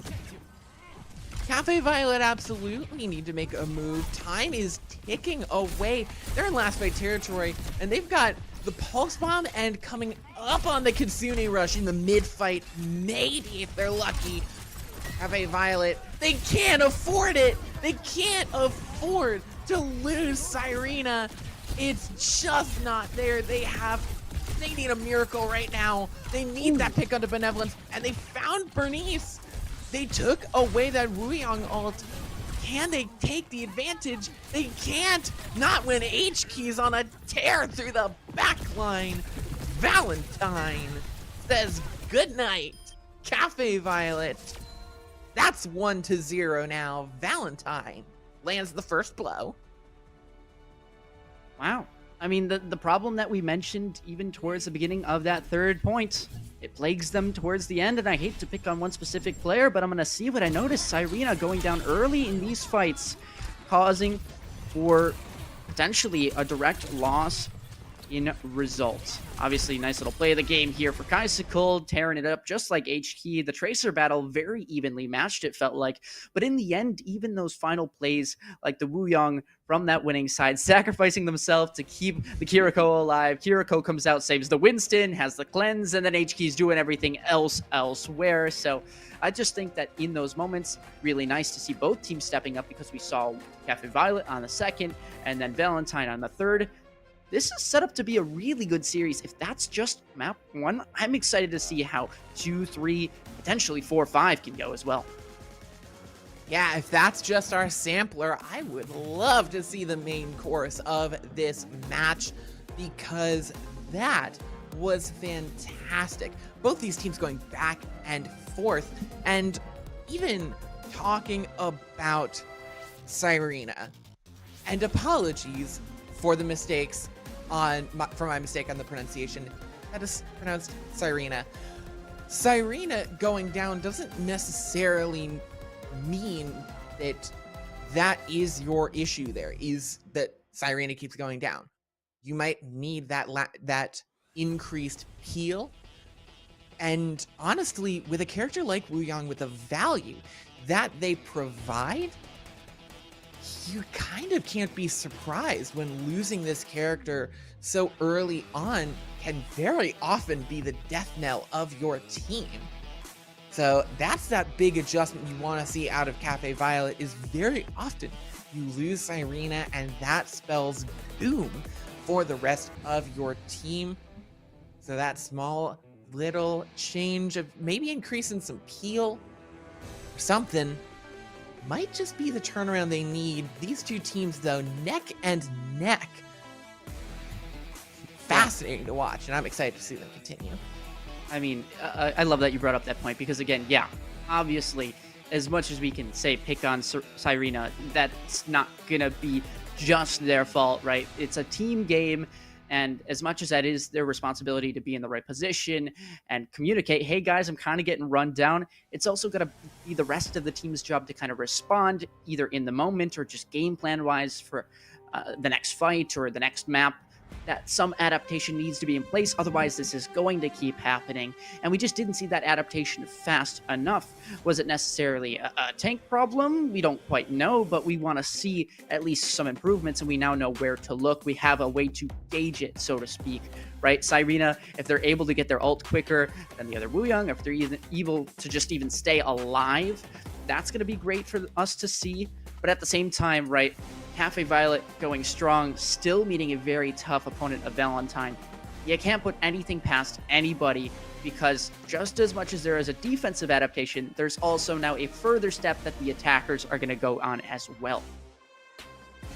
Yeah, and that further step is probably going to be keeping that heat going on Cyrena and making sure that even if they bring out more of the peel, even if they try to cool things down, the flames just get higher and hotter, and that there's no escape because you found that linchpin in the defenses.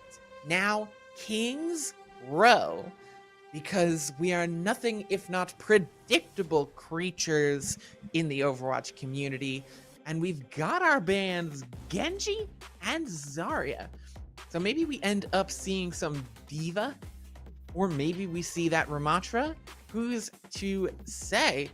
I'm interested to see what these two teams are looking to play.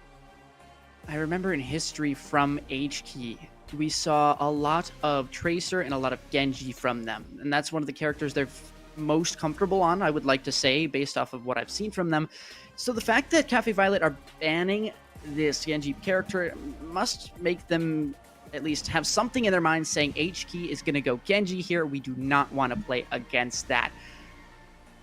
That's completely fair, right? Obviously, you want to target ban comfortabilities here. And Valentine, they're realizing maybe the same thing, right? Seeing the previous map, they probably had a chance to watch it, realizing that Santana was super, super good on the Zarya. They don't want to meet the same kind of fate. Now, the ironic part about these two bans is Zarya is a direct counter to Genji, right? With the beam, not being able to deflect it. And then Genji as well, kind of taking down and going for that dive against the bubbles, which isn't necessarily a counter to Zarya, but it does force out those cooldowns, and so that is kind of a way out of that game plan. So both teams kind of removing Legos of this whole contraption actually just ended up now having to make a whole different project from what they might have been starting for. Yeah, there might be completely different goalposts here. So we'll have to see how these teams adapt. Do they have that breadth of these different compositions as we move into King's Row? Cafe Violet looking to even up the score. Valentine looking to go 2-0 and get themselves that much closer to winners finals. We've got our compositions. Cafe Violet showing the Diva and Cyrena still on this Wu Yang. We'll have to see whether or not we're going to see that name appearing on the right or on the left side of that kill feed. Like to see how this one shakes on out. Cafe Violet, obviously things to prove now as they drop to that 0-1 map score, but again, plenty of time still to bounce back. Not by any means a danger zone, of course. Not exactly comfortable either, but such as Overwatch, everything's going to be very high-paced, and even this is half a tick. I mean, is there a world where they even just sneak one on by? We saw it before. They nearly just snuck one on by, and with Benevolence taking out the Cake Queen, they'll surely sneak one by, and maybe even a bit more. HK will go down, trying to face down the Freya. Not a good idea on the Tracer, as now ticking past 2. Valentine has rolled through, and you said Cafe Violet aren't in the danger zone yet, but it feels like they might be getting onto the on-ramp, onto the highway there, because this is a blazing fast speed out of Valentine, and getting the staggers. They're speeding through. Yeah, definitely a alarming pace for Valentine to come on through, and a big statement made against Cafe Violet saying, you might not have felt uncomfortable because it was so close, but we're going to do our best to make you feel it now. We're going to do whatever we have to do because we have the damage, we have the chemistry, and we are the better team. Of course, that's what they're saying. Now they need to prove it as well, and they have on that first point, but with this whole new section, right, you could have completely different things. Players could swap to different heroes. The ults could be used differently with these narrow sight lines, but it's all the same things we say about King's Row. This is a similar Kitsune rush we saw the last time we saw it on the same avenue. Oh, and Viola surrounded and laid siege upon. and Valentine are gonna keep the speed going, looking to catch out those stragglers. None shall escape Kindred's large-armed grasp of the Ramatra. And a Ramatra ult to boot as well. Now 100% there. And some great positioning, actually. This is kind of fun to work with, as you have the ability to do exactly that. You get in an aggressive position and then get on out when you feel that pressure going through. Right now, the first tick already captured from this escort portion of the map. Now, you just get to work on the rest of it with 5.5 minutes. Cyrena popping the Wuyong ult, 2 stuns there, but nothing in the way of kills just yet. Kindred will be taken out, and finally, maybe the momentum can come to an end out of Valentine. Finally, they can be pushed back to spawn. 5 minutes, though, on the board. Cafe Violet is going to have to dig in and set up those lawn chairs for this defense. It feels like that one basketball clip where it's like, oh my gosh, they hit a huge 3 to cut the lead down to 60. Because that's what it feels like, you know, winning one fight with 5 minutes still left on the clock, but maybe a chance here to well, there you go. And cutting down the lead even more is Ray. 3 picks on picking it for just a nasty, nasty play. 4.5 minutes now, but that's the kind of thing that we're noticing is Valentine, if they're going to lose a fight, they do lose it very quickly. They cut their losses. They say, hey, let's just not expend anything else. Let's just go for the tactical reset, farm up those ults next time, and you can get more chances at this HQ with the opener, which is something they relied on in map 1. Yeah, and HQ with the opener gets that, means that Tracer is that much more free to rain havoc in the backline. Viola does have this Ramatra ultimate in the back pocket. Could be used to zone off this main point, but Benevolence on the high ground. Cyrena in trouble, but able to put the pressure on and put the stop to it. It ends now as Benevolence takes out the Cake Queen, getting that first pick on the ult. Pulse Bomb thrown out by Kaisikal. There goes the overclock. Viola taking out Bernie's, but Valentine is going to keep on rolling. But they need to be perfect for this. As Kaisikal goes down, they might get staggered out here, not grouping back up and spawn. The Cake Queen caught out in an unfortunate position, and now 0.66 meters to go. Ray goes down on the Sombra, and 3 minutes, 25 seconds is a devastating one. Yeah, you definitely got a feel for Cafe Violet right now. I mean, obviously they have those bright moments, and we saw it again in that last series where there were certain speed bumps thrown at the opposing team, but at the end of the day, it wasn't enough to take the whole map away.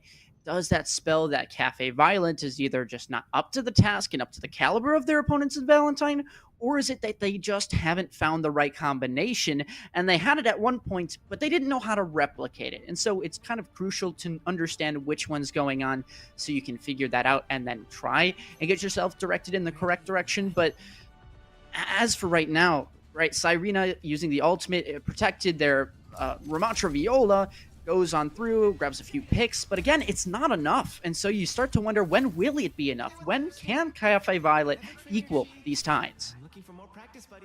I mean, I think if you're looking for the most obvious difference there between these teams at that stat sheet, Kindred with 6k damage in the first round.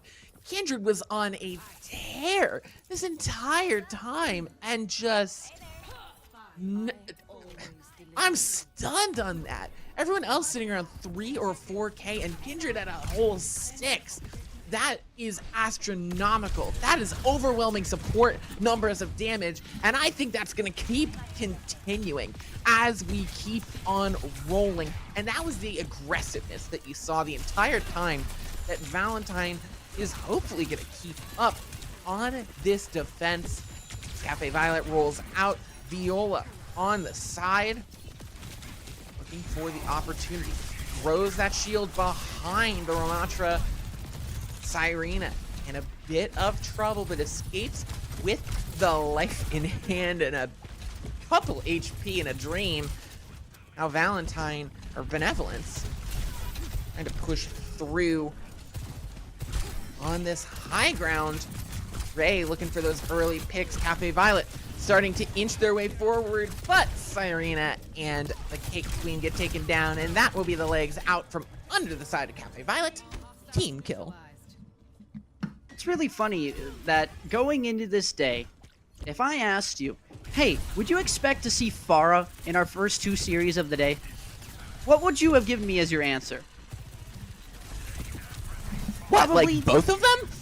Yeah, we've seen Pharah on this map and on this map in the prior series. I'm just kind of surprised that we're seeing it, to be honest, because of how prevalent, you know, Genji and Tracer and just hitscan in general is. Yeah, well, the Genji did get the ban as Benevolence. It's Cafe Violet with the biggest opening that they've had in a while. Pulse Bomb goes out from H-Key, and Cafe Violet have an explosive opportunity, and they take advantage quickly. Icicle dropping H-Key, and now, a bit slower than Valentine did at their time, but will they have the quality to keep going? I mean, you can't fault them at the end of the day. They do manage to kind of break on through. Cafe Violet went for a specific strategy of their own, running the Pharah. Valentine were at first, you know, maybe relevant and had the right ideas in place, but now they didn't feel super comfortable. They end up dropping the point, and they say, you know what, if you can't beat them, join them. Welcome HT to the Pharah, everybody. It's going to be a long one if we keep seeing these mirror matchups. Oh, Cyrena gets taken down. Benevolence with that charged up headshot. And now Valentine are ready to dig into the trenches now and just drain clock as much as they can. Valentine sitting there with 4 ults too. There goes the Lijiang ult onto Viola.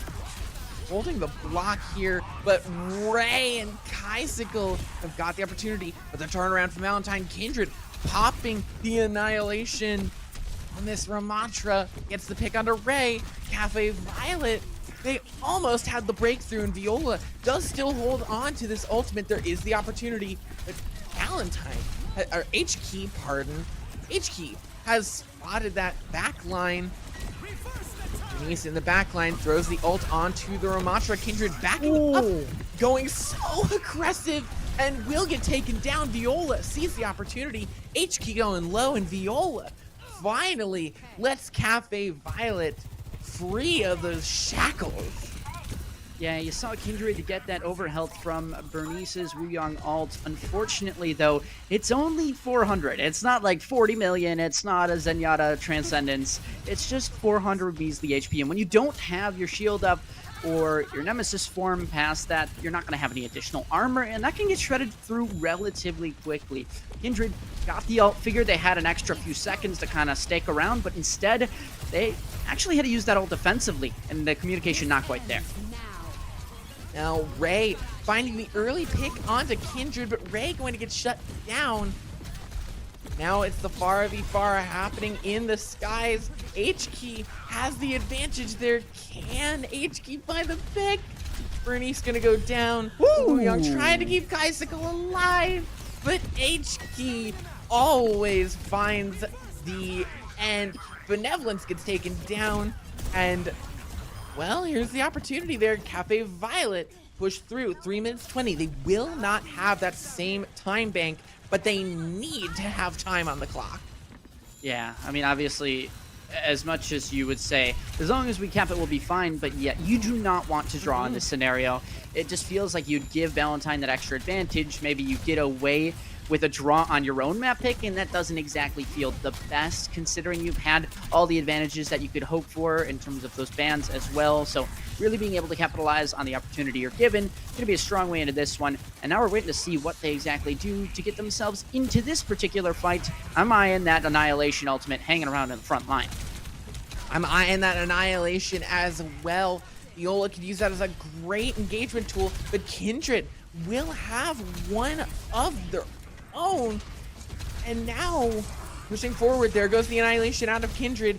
Low, though, on HP. Immortality Field has to come out to keep the Ramatra alive as Ray goes down. The swap there, and under trying to do something sneaky there, Kaisikal was with the barrage. The Cafe Violet can't find purchase, and a very expensive fight. And a very long fight as well. I mean, the expense is not only in just the ultimate economy, but with that time bank as well. Burning a few extra precious seconds, and of course that obvious Pharah barrage not exactly finding the desired value, but you want to get yourselves more chances at securing these fights and using those ultimates to your will and success, instead of maybe just kind of hoping for the best or giving yourselves that extra, whatever it be, damage, stat padding. Here, a bunch of ultimates used from Valentine.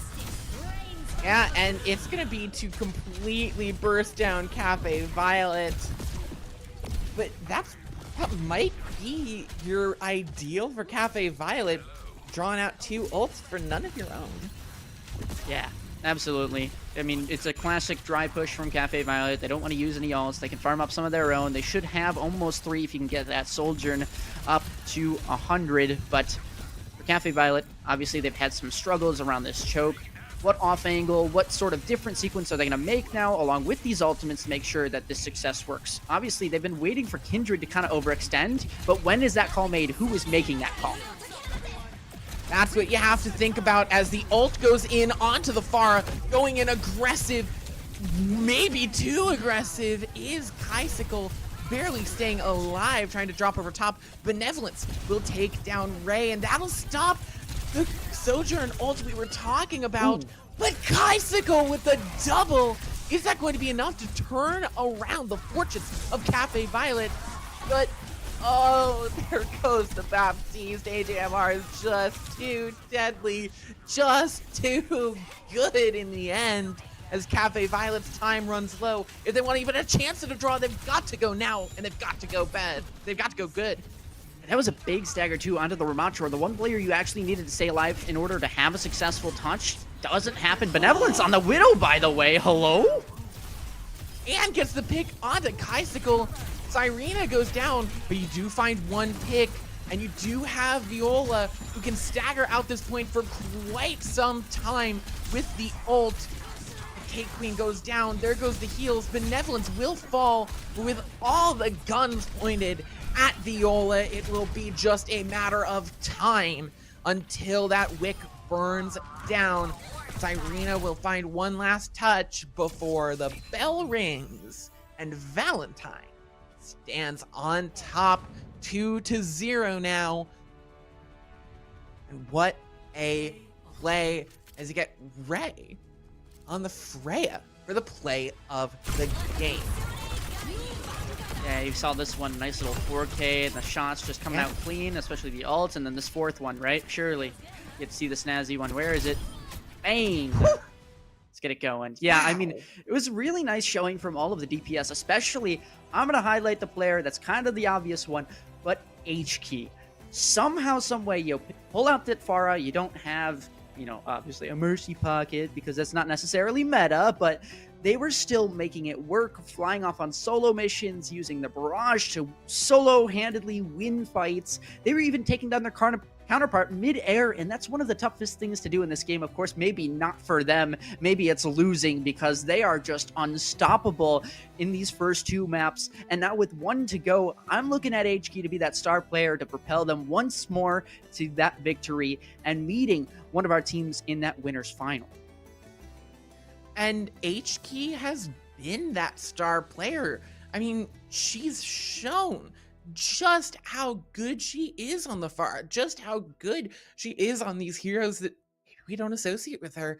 As, like you said, going off on those solo missions, consistently hitting shots on aerial targets, incredible positioning, incredible play. It was the X factor there. Not to mention, I keep tooting the horn, but Kindred on this Ramattra, just a step above and a step ahead of really everyone on Cafe Violet, Viola especially, as that's been that big difference for me. H-Key and Kindred really showing off and showing up in that second map, making that a lot cleaner, making that a lot more convincing, and making it a lot scarier now for, if you're any supporter of Cafe Violet, you're quaking in your boots at the dynamic duo of Kindred and HK. Yeah, I mean, I have to give props to whoever is the IGL on that team, whether it is Kindred, maybe just kind of calling themselves around, or even just communicating with those supports. Whoever's the support saying, back it up, Terry, put it in reverse, because that is a really important job, is to hold that front line, make sure you don't go down. Otherwise, everybody else will fall with you. It's honestly one of the most important things in 5v5 Overwatch, right? Because there's only one now. You don't have that extra tank that kind of melts all the bullets into themselves. And I'm sure that's plenty of times that you've heard that over the years, but it's true, and it still holds true in these big moments. Makes a character like Ramatra so valuable, and the fact that Kindred is able to play it so well, you got to give them props. Yeah, you have to. And I mean, that's why you've seen... I'm still holding on to that number, to the 6K, because that much damage, that fast, that above the entire rest of the lobby, that is not just an incredible tank player, although it is. That is an entire team that is pushing forward. That is a spear hurtling straight at the enemy, and the tip of that spear is Kindred, and playing incredibly well, getting a lot of really successful pressure and damage with the Nemesis forms, and just zoning. It's fantastic. It was textbook Ramatra out of Kindred, and I'm so excited to see what else we can get out of these two teams. Because make no mistake, with Rialto coming as our third map, Cafe Violet is far from done. You know, I remember back in the day when Ramatra didn't exist, and we had to see, you know, maybe that solo Zarya, or even the back in the, you know, Overwatch 1 with those two tanks. But now Ramatra being able to do everything that's so strong about them, again, giving them props. Bans, Kiriko, Tracer, two that, again, making relatively a decent amount of sense here. Valentine going with that Tracer ban, though, it does kind of show their hand a little bit, right? They're saying, hey, we don't want to play this character. If you want to go for the Pharah mirror matchup again, be my guest. We're all ears, because it worked out for us last time. Cafe Violet, obviously, we've talked about Valentine a lot. We can say for them that they're making good efforts. They're usually getting a decent amount of value, but it's about at least bringing that balance to 50-50, right? Tipping the scales at least in your favor a decent amount of the time, so that you can balance when those hero moments from HE, from Kindred start to show up. And I'm waiting for those heroes to show up on the Cafe Violet side, but I also want to see them just kind of flow a little bit more as well. And I think the Kiriko being removed actually is going to help them a little bit. I mean, obviously they'll still be on that. Wuyong would be my guess, but there is, of course, a world where they swap up the support line, they change up the archetype that they've been running, and maybe that does give them a bit more of help and flavor into this next kind of map. Well, whatever they end up picking, it's do or die. It's the last map that they can afford to... It's the last map that they can lose here. Cafe Violet, one map away from getting sent down to the lower bracket in the Calling All Heroes Last Chance qualifier, as we roll in and we see Valentine is doing a funny. But Cafe Violet, on the other hand, no. Okay, we are actually... Okay. Cafe Violet, on the other hand, showing the Diva and the Widowmaker on the defense with a Genji. I'm interested to see what strategy these guys are going to pull out. This is either going to go really well or really poorly. I feel like that's kind of the only two options. Like, obviously, they could get some value and it'd just be kind of slow and steady, but It's Widowmaker. Let's be real. There's no slow and steady damage coming out from them. It's you hit the shot or you miss the shot. And, well, they've missed the first shot. That's it. GG's. Call it there. Very possibly Ray going on the relocation, going pretty up close and personal for a sniper, and gonna get punished for it as HK just dispatches of Ray with efficiency. We'll have to see if that'll be enough to prompt the swap. No, Ray is gonna keep this Widowmaker rolling, but you want to see some value from it soon, as Cafe Violet can't afford much more as the sleep comes through. Almost taking out Bernice immediately. Benevolence and Bernice getting taken down. Viola on the great chase to finally put an end to it. And Ray finding that opening pick, and there's the value you were looking for. Again, I mean, as much as I want to say that Cafe Violet, they stepped up in that moment, I feel like it was bigger of a Valentine blunder than it was a Cafe Violet success. I mean, obviously, we can take it both ways, but it felt like nobody really checked that extra avenue. They got the free sleep, they got the free pick onto a big character, and then the second one kind of snowballs off of there. And sometimes one pick can make all the difference. We've seen that happen with Cyrena on that Wuyong. So it is important to keep awareness of all your angles, especially here, HK. Be careful what you are getting yourself into. Bernice. HK in a lot of trouble. And Viola on this Diva has done really well to... Just done incredible to chase down these kills and get the confirmation.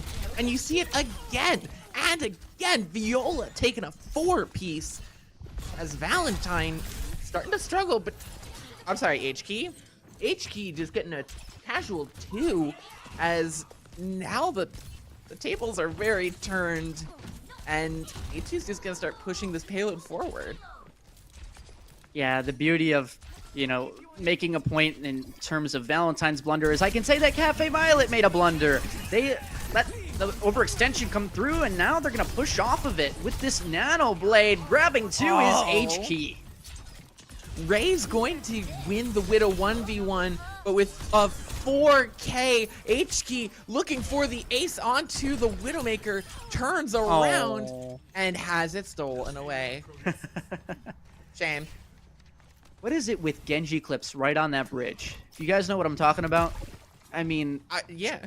Truly, it is astonishing how that works so well for Genji, and maybe it is just HK on a whole nother level, but I also have to believe that Cafe Violet have stepped up significantly, right? They got steamrolled on their first point on that King's Roll. Now, a little bit different is it took a decent amount of time, but HK still doing HK things.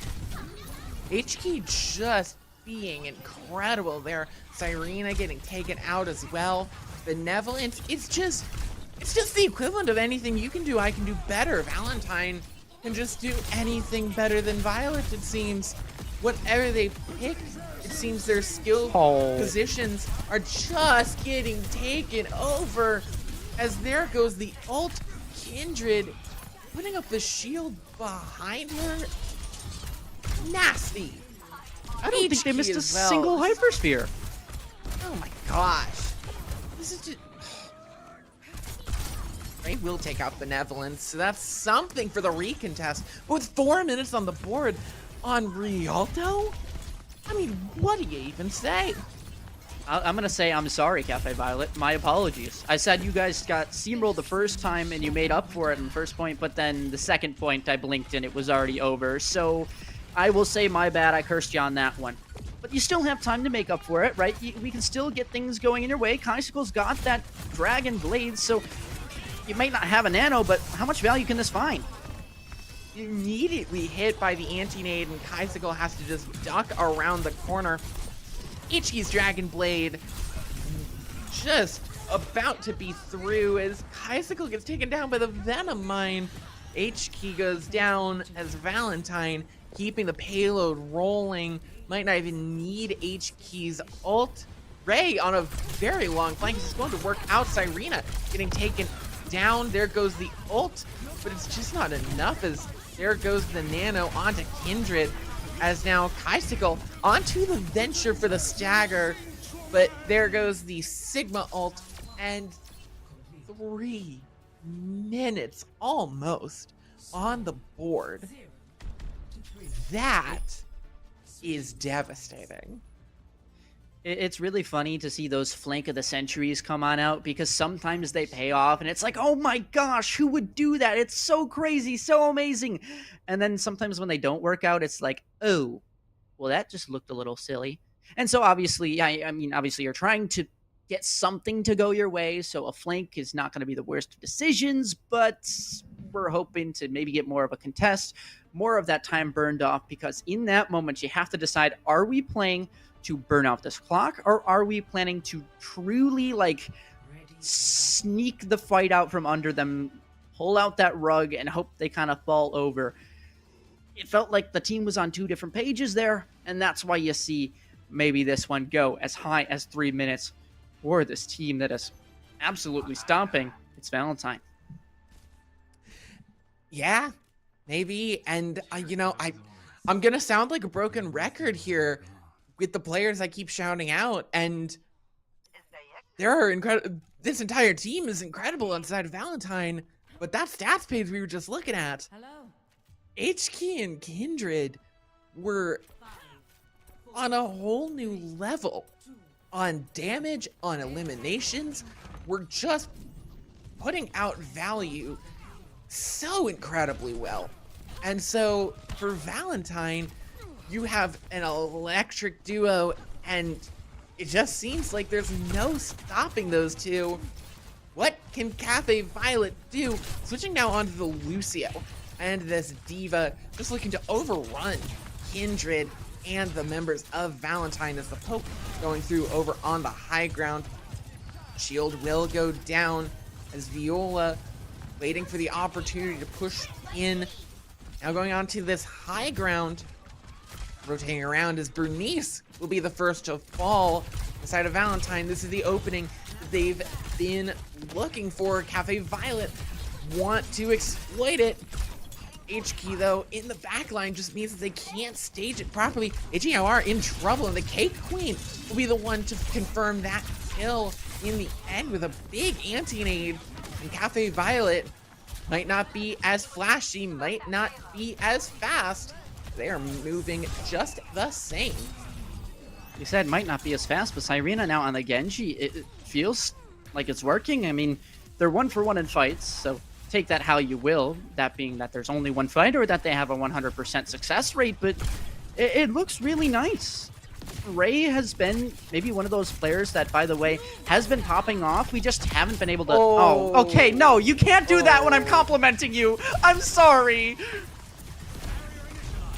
That's really rough. That's painful. That you hate to see it. You truly do. As Cyrena goes down, the Cake Queen will soon follow, and Cafe Violet has a flat tire 5 feet before the finish line of that first.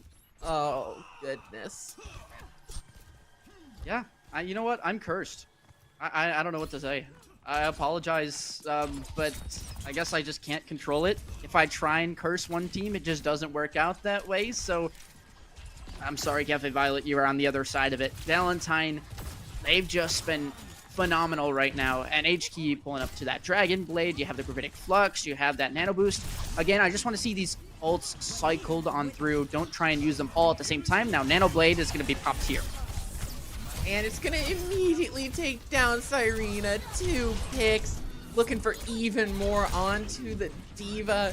Surviving with 9 HP before getting taken down by the Bunny Blaster. As Viola will just reset now. 75 seconds. You've got 1, maybe 2 fights coming for Cafe Violet.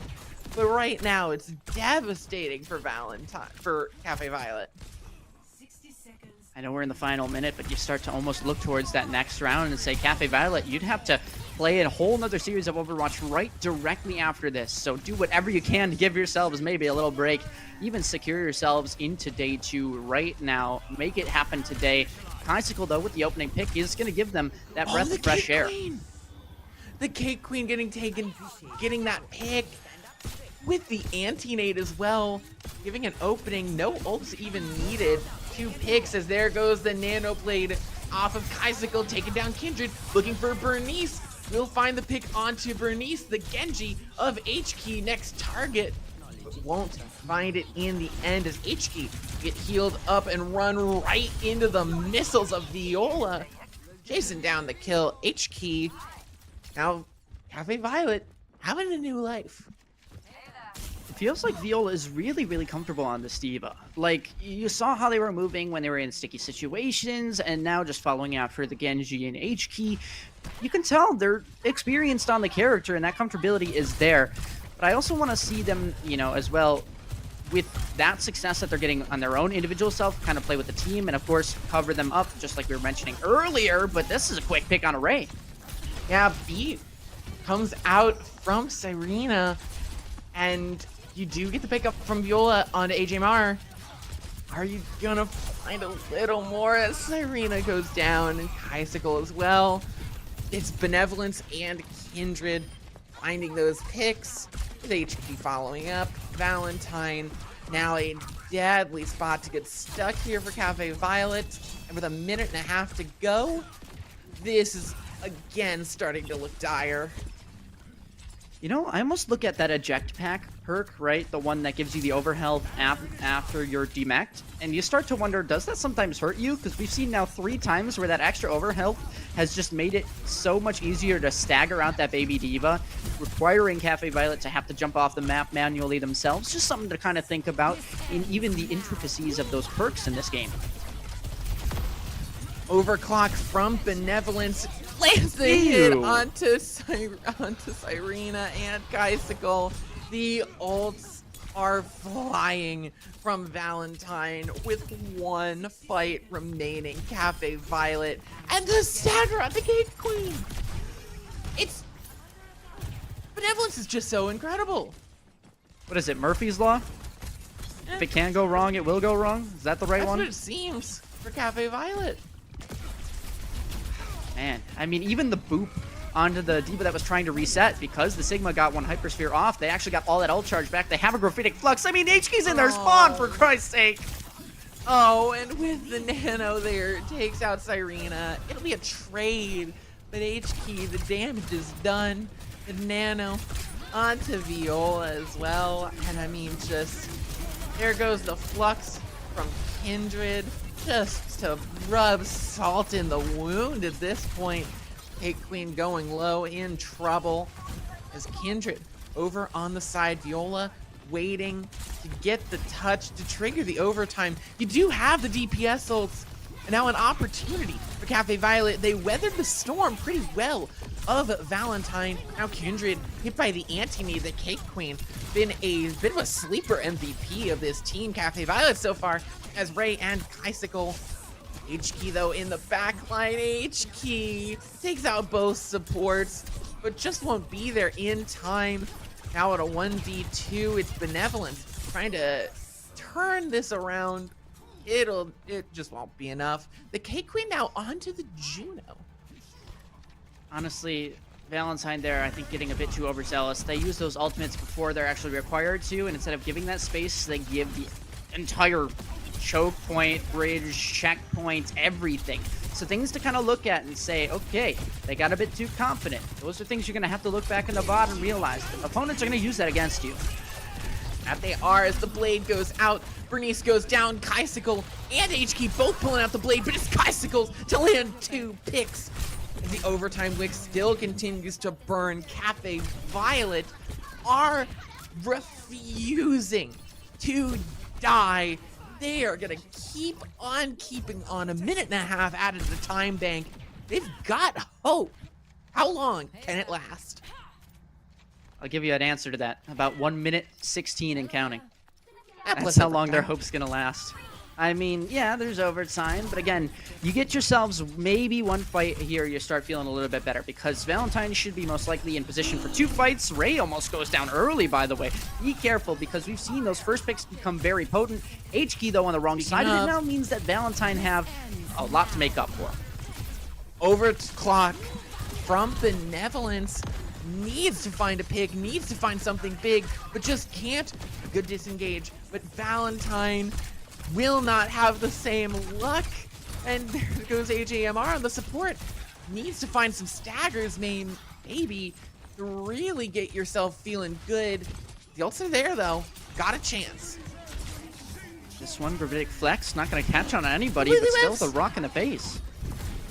Yeah, it's a rock in the face, but the ult is a complete whiff. It's the nano only for Valentine, and 3 for Cafe Violet, including the Juno ult that should be on it in just a couple of moments. The Cake Queen just needs to survive for a little while longer, and you've got 3 ults. Such a huge chance for Valentine. Nano going to start off onto HK. It's a drive hit onto Cyrena. The Cake Queen goes down. They will get the ults off, but will there be anyone left to benefit from them as Kaisiko finds one on to AJMR, onto the Ana. Diva Bomb over top as Kaisiko goes down. HK falls to the bomb, but all the ults are gone for Cafe Violet. They've lost their superpowers. Can they keep the miracle run going as Ray goes down, Viola goes down, it's just the Juno, and then there's no one left to stand against Valentine, moving on to the winners finals.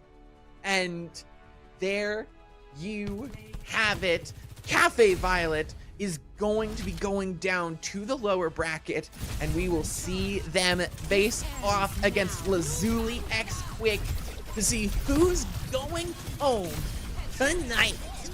What a play, and just incredible.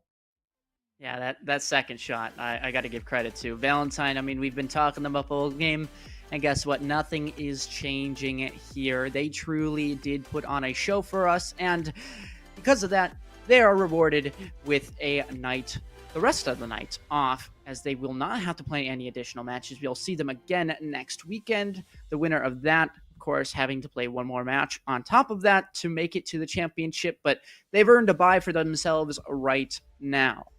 Cafe Violet, they got places to go in terms of improvement, but they can't go too far because they have another match to play right now, and that is something that they are not going to be feeling super comfortable with. But at the same time, look how close this game was. If you had to give a little bit of a grade to the person who didn't end up taking the win on both of these two matchups, I would say that Cafe Violet made it a bit closer than the team that fell short in the first matchup. So say with that what you will. Either way, Valentine, regardless, still coming out on top. Yeah, Valentine booking their tickets to the winners finals next weekend, and now you're looking towards that lower bracket, still to that big question mark. And I do agree with what you said, that Lazuli at times seemed like they couldn't find their footing until truly the map 3 and that midpoint of map 3. But it also seemed like Cafe Violet had those flashes of brilliance, flashes of genius, as I called it for Lazuli, intermittently throughout this game, instead of just a burst at the end. You have to tight throughout, so you definitely don't feel good about getting knocked down to the lower bracket, but maybe you have a little bit of a chip on your shoulder that you might have more of a chance. And maybe you might be a bit of favorites going in, at least favorites in my heart. And that's all that matters. As an incredible, incredible game from the side of, just an incredible game from the side of Valentine. And I mean, I will do it one more time, I promise, and then I will stop because we won't be casting their game anymore. But, oh my goodness. What? You can say you're it. You're gonna say no? You're gonna tell me? Are you gonna look in my eyes, plant both feet on the ground, and say with your full chest that Kindred and HK didn't pop the absolute heck off? Oh my goodness. The Sigma, the Ramatra. Is there something? Is there a tank that she cannot play? HK just pulling out the Genji, the Pharah, like, come on. Like, I know that I'm probably overhyping these two players, and I know I'm over repeating this point, but they are in my opinion, over repeating being incredibly dominant in this match, so I'm gonna keep on singing their praises until I'm blue in the face. Let me pause you then, because Yes. after we have a series that goes like this, we always have an interview. So I know you said you were done because their game stopped playing, but we're gonna get to talk to somebody most likely from their team, and I have a feeling similar words will be uttered by you if we get maybe one of those two players. So we'll see, and on the other side of this break, we'll see if that point does indeed keep showing up. We'll see you right after this.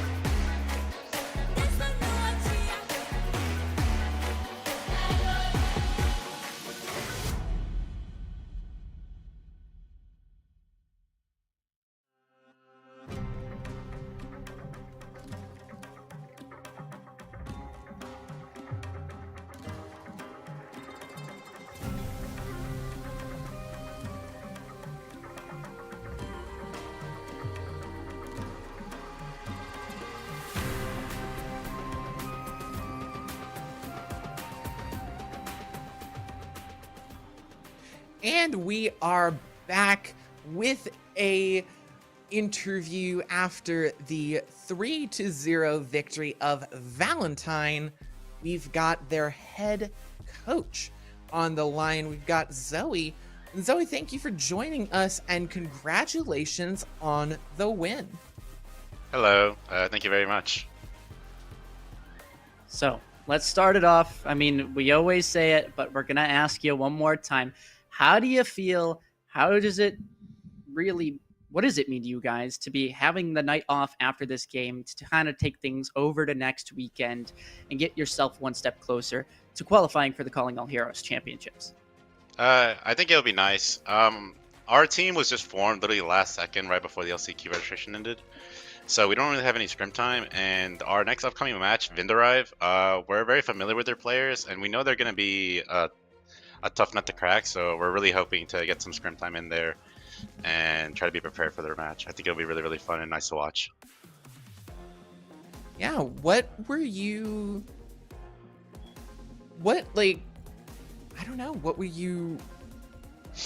think was the best part of that match? Do you think your players had some really standout moments? I think Kindred just being to be able to be super flexible on every single tank, that was like good for every single map, was pretty fun to watch. And Allison, HK, she's a really fun flex DPS to watch. I'm a bit of a Genji Tracer Pharah enjoyer, so I mainly was just specking her, just having a laugh, just watching her have fun. Really funny that you say those two particular names for absolutely no reason. I don't know why we would be laughing at that, but yeah, to bring it for your context, Zoe, I personally spent, I would say, a conservative 20% of our in-between maps time just straight up gassing up Kindred and HK over and over again for the performances that those two were putting on. Yeah, so they're really. You mentioned them specifically. Yeah, they're really fun players to watch. I like watching tank and flex DPS. I think hit scan right now is very boring, so I think the flex DPS gets all the fun stuff.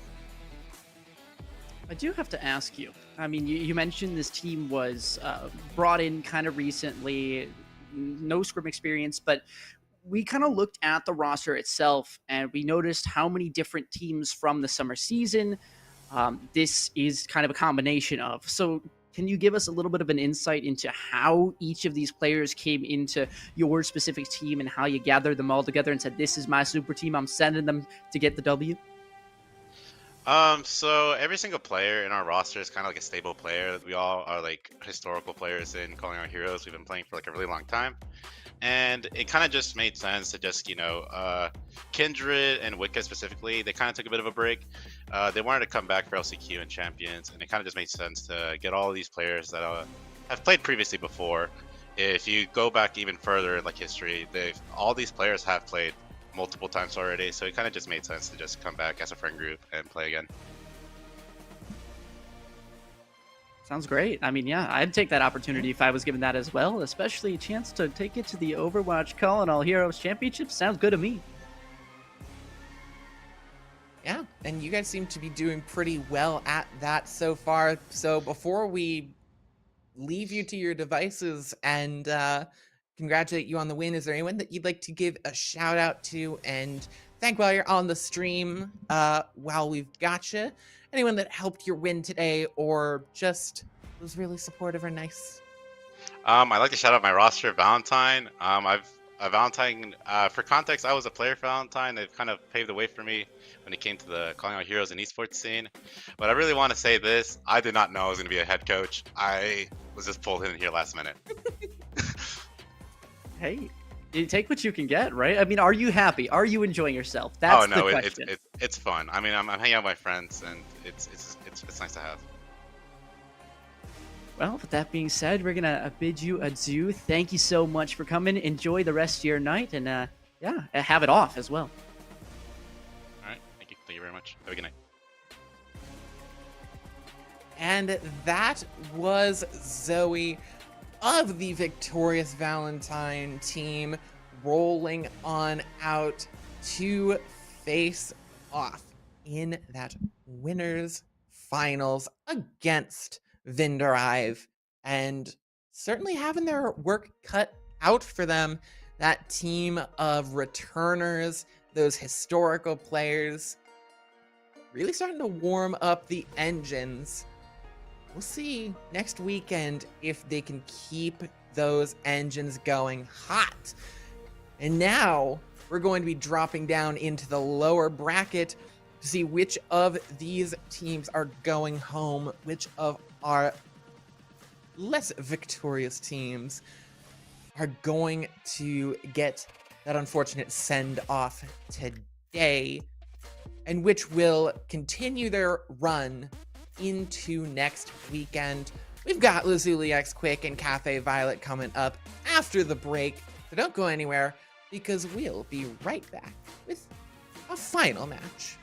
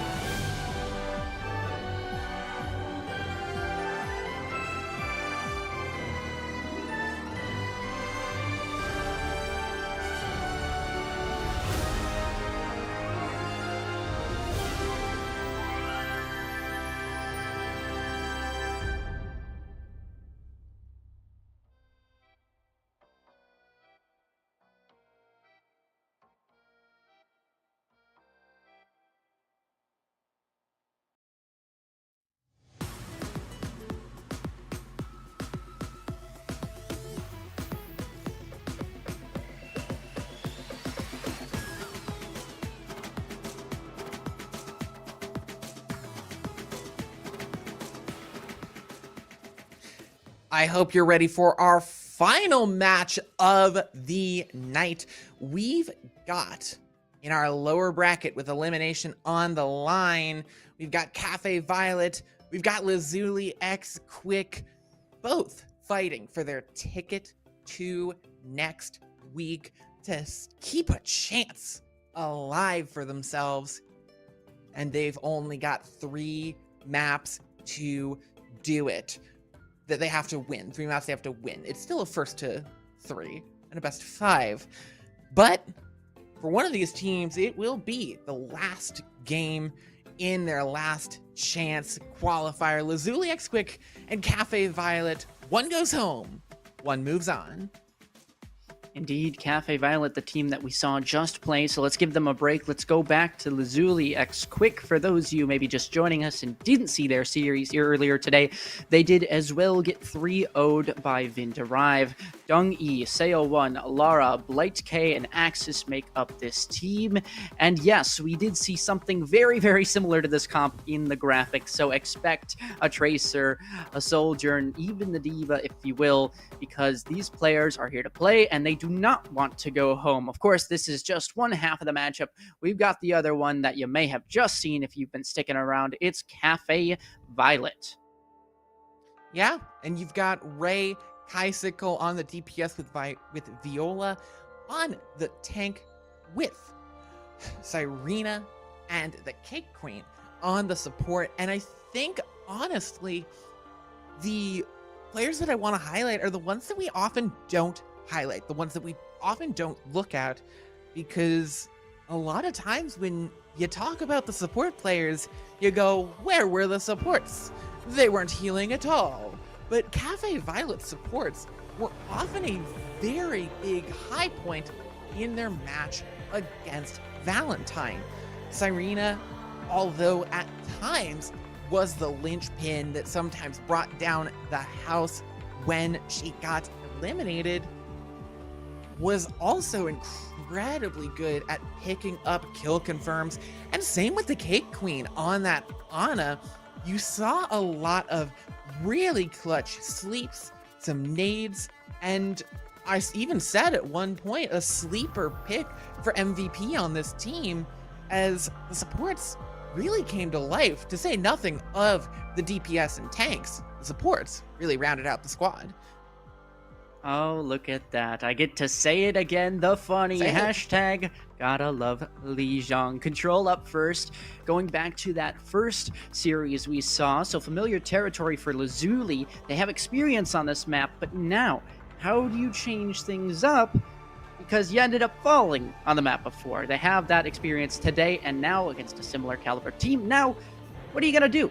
Obviously, Cafe Violet, they went to Ilios first, so you can choose to run a similar comp like that.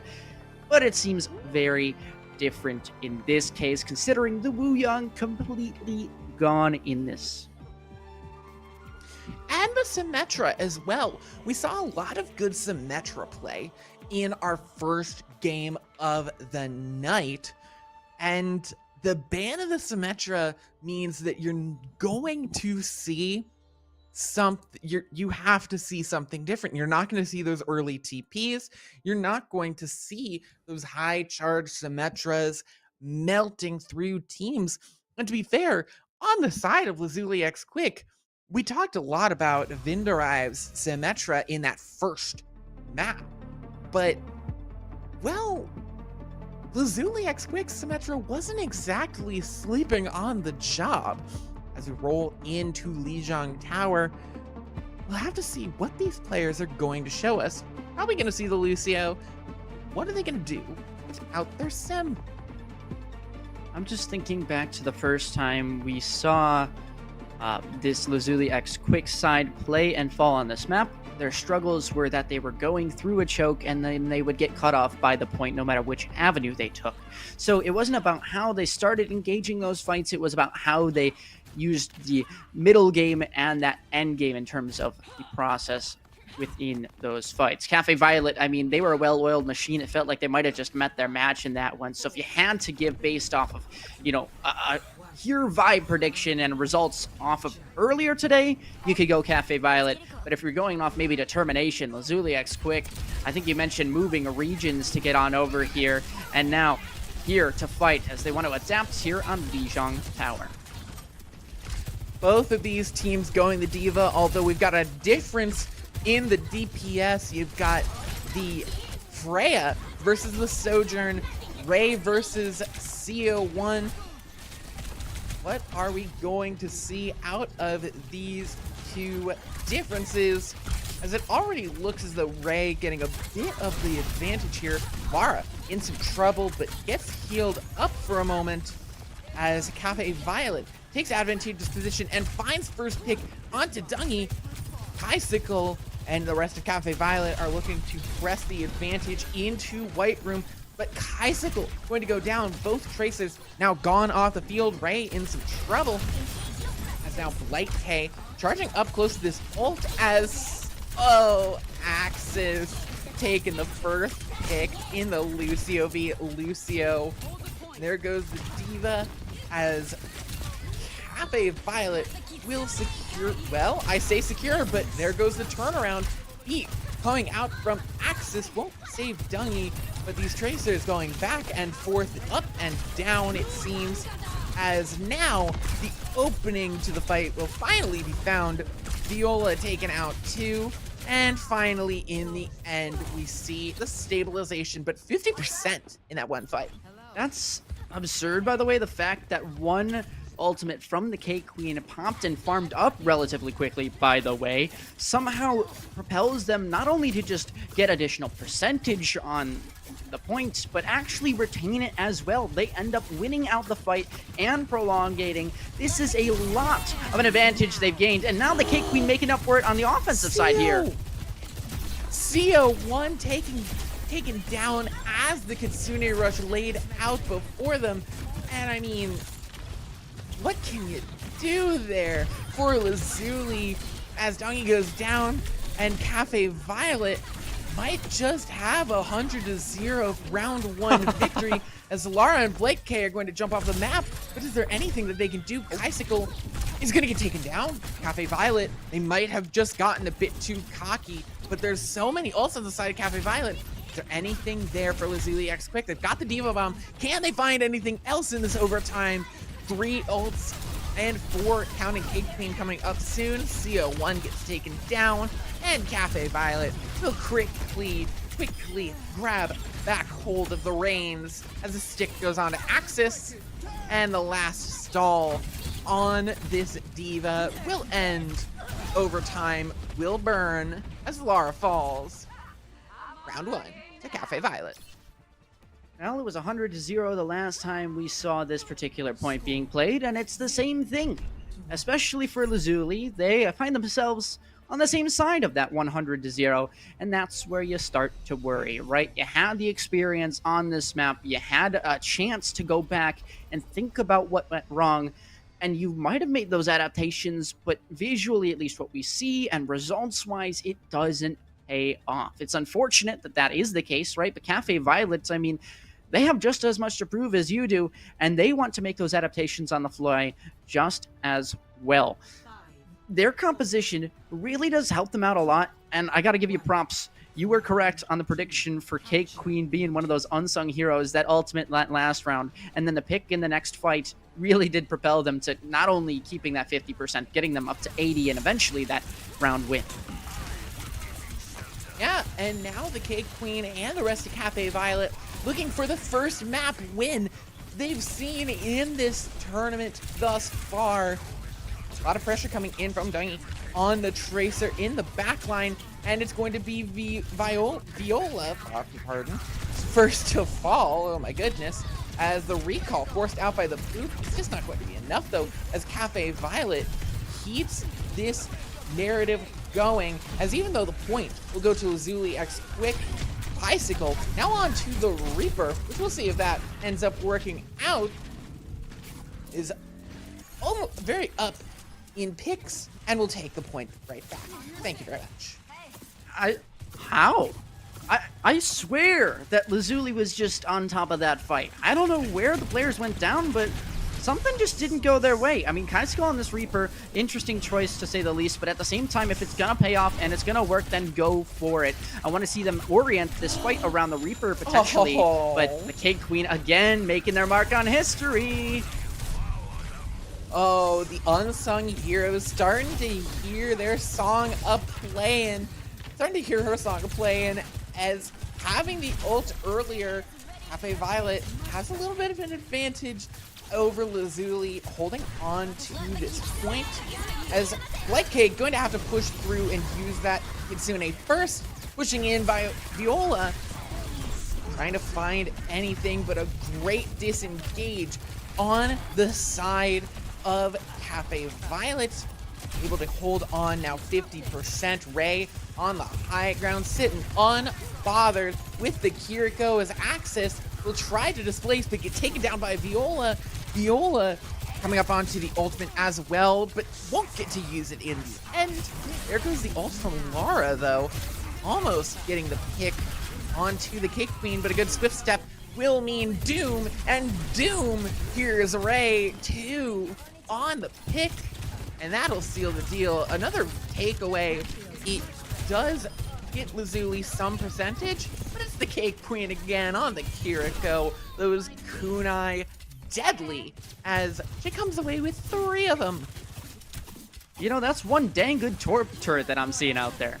You might say, I'm not seeing a Torbjorn. Well, Ray's just sitting on the high ground, firing away, using the overclock and getting headshots, so I'm gonna call that a Torb turret that does infinite amount of damage. This one, okay, guys. This is unfair. No, you can't just do it to him like that. You can't hit them with a Reaper Death Blossom over top. Oh, and the Ramacha's gonna go down. Lara just sitting in the corner like it's timeout at kindergarten. Lazuli fall in the 100 to 30%. Cafe Violet are really starting to go, you know, on the Tracer. Does get the pulse onto the Cake Queen, but it's a 100 to 30 win. Cafe Violet snapping the losing streak and looking to keep it rolling. We're seeing this team work in tandem with a lot of incredible plays, and Viola as well. Lining up the play of the game. Expecting to see maybe that Kiriko play the first few picks, but instead it's Viola here. Nice positioning, kind of flopping on around, flying every way, and now ends up getting themselves a play of the game and the map win. Cafe Violet, I want to say, are picking up where they left off. Of course, did they win before? Not necessarily, but it feels like the game plan that they were planning on executing is still the one that is working and is continuing to propel them forward. Obviously, with that previous kind of result that they had going 7th to 8th place, they're not exactly happy with that, but here it looks like that isn't a 7th to 8th place team. This looks like top 3 at worst, and I mean, if that is the case in this particular case, that means that they are set up for victory against the team that faces them. Of course, Lazuli, what do you need to do in order to get across that line, get yourself a map? I think it just comes down to executing your plan, right? The comfortability. We proved that maybe the meta wasn't as strong in terms of you playing the meta versus a different team playing the meta. So go with what you want to play, go with what works for you, and maybe you'll see that victory result. Maybe, but as we keep pushing forward, you love to see it. You love to see the supports getting the recognition, getting the moment in the spotlight that we deserve. And I mean, the Cake Queen showing off on this Kiriko, shutting down the Tracers in the back line. That's exactly what you want from the Kiriko. From the damage that she can put out, the Cake Queen has been excellent all the way through, and I can't wait to see what else she's got in store for us. My only worry now is the fact of, are we going to get deja vu? Have we just swapped Kindred and H-Key over to a Kiriko player in the Cake Queen?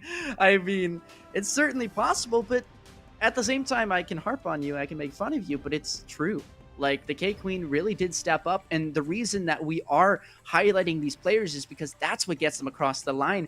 The heroes are arriving for these teams, and the ones that maybe don't have those heroes emerge or don't have the big plays and are solely focused on that team play that isn't up to the caliber of their opponent, well, they're falling short, right? If you had to go for one player, though, right? So since we're on this train, can you pick a player from Lazuli that you want to see be maybe that counteracting force to the K-Queen, or an example, you know, of that previous H-Key glory and Kindred glory? I mean, heaven forbid I recognize greatness when I see it, but on the side of Lazuli, I think CO1 has that chance, and I've seen those flashes of brilliance, and I think that you absolutely have that chance. I think she absolutely can show up and show off the way that we've seen other players. I think Lara has that chance. I think, honestly, anyone on the side of Lazuli has that chance, but I think if you press me to pick some of these players specifically, it's going to be Lara, it's going to be CO1, and I think that if you're looking for some hero plays, if you're looking for that X Factor, I think that's where you better start digging first. And as we wait for this map 2, and as we look forward, an advantage for the side of Cafe Violet, Lazuli on a bit of the ropes. You really can't let this snowball, but how are they going to stop it? Needing those hero plays, needing those individuals. We'll see the map, we'll see the bands. They've got a lot of power here to turn this around. That first map, losing it gives you the opportunity to pick any of the maps in our wonderful, wonderful map pool, and any mode as well, besides, of course, control. But we've got a lot of freedom here. Well, let's talk about that. I mean, the fact of, you said Cafe Violet has the advantage in terms of the maps. How does Lazuli bounce back? Well, it is with whatever advantage they do have. That being the band, the map, things like that. So, since I'm on my arc of asking questions, and since we've got the time, what do you think's the big problem character? Is it that Kiriko that they can/can't ban? I kind of forgot. The series kind of meshed together. I believe they banned, what was it, the Wuyong in the first map, right? So what would you pivot to here in this next one? I think pivoting here, you have to look towards, I think they should keep the Kiriko, not because I pick a favorite player or two in every match, but I think that keeping the Kiriko is keeping what's working. I think that if you're talking about a ban for Lazuli, I think you have to, maybe you're looking at the Kiriko, maybe it'll be dependent on the map you pick, or maybe it'll be dependent on the players that you're playing, as we actually have a substitution, the first of the night, and being pretty late in the night, all things considered, at Lazuli swapping Hugh and Blight K. So Hugh swapping in for Blight K, and we do have the notes here on the bans. We don't have the map yet, but we've got the bans. We've got Lazuli banning Zarya, and we've got Cafe Violet banning the Ana. On the side of the map, we've got King's Row. Okay. Yeah. I was going to say, So, there's no way you ban those two if you're not going to King's Row, right? Yeah. Like, in my mind, I'm like, okay, you're going to ban the Diva, there's going to be a bit of elevation to punish, yada yada, but oh yeah, we're on King's Row. How could I forget? It's the second map of the series. When has it ever not been King's Row? Not what I can remember. It's always been today. And so we will see King's Row one more time. We're not going to see the pretty graphic with all of those bans. Instead, we'll jump right into this highlights of the map 629 King's Row. But, of course, we've talked about, what these players can do, what the bands can do, but at the end of the day, I've said it for almost every game I've ever worked with, which is it always depends on how you show up on the field, in the battles, right today. If you don't show up, if you don't play your best, teams will punish you for it. And so Lazuli, if they're down 1, they need to bounce back here in map 2. Yeah, and it's so funny with this King's Row pick of, as we talk about, well, you lose the first map, but you have all these options. You have so much freedom to pick King's Row and only King's Row, and that's it. So they have the freedom to pick any map they like. They won't use it, but they'll pick any map they like. Cafe Violet on the attack, actually showing the Pharah. I'd love to see how Lazuli responds to it. Kaisicle, we saw Kaisicle struggling against the H-Key Pharah on this map as well. Kaisicle heading right back to spawn, not willing to mess with the Freya, I guess. I mean, fair point. You talked about the free will to pick King's Row, and I'll give you one better. You have free will to compliment everybody, but why is it always the Cake Queen? All right, hypothetical out there for you. The silence speaks volumes. Kaisicle and Viola both take down, and it's a quick run through with a 2K for the Cake Queen at the end. You know what? I fine. You've proved your point. I'm sorry. The Cake Queen is goated. I can't argue with that. Keep doubting her. Keep doubting her. I'm not doubting. Just skeptical of how much value can they truly get. And for whatever reason, Cafe Violet have always managed to just double dip on any value. Lazuli, it felt like they didn't even have a hold in that first point. No, it really didn't. And actually, you have Serana getting that first pick. As Dungy goes down, Viola on the Ramatra, pushing forward, looking for those gaps in the armor. You've got a big opportunity now. Ult's starting to come up for Cafe Violet. I mean, the ults here, I feel like, are just going to add another world of hurt to Lazuli, and they're already in pain, especially with Raze. Somehow fighting 3 players on this high elevation, the fact that they're still hanging on is kind of nuts. Yeah, I mean, Raze got the Wuyong healing, so definitely able to stay alive a lot longer than without it. Icicle, though, on this Tracer, barely staying alive against Dongi. And, just calls the whole gang in. As now Viola pushes through. Kitsune Rush. Throwing hands at Mach 10. Q gets taken down.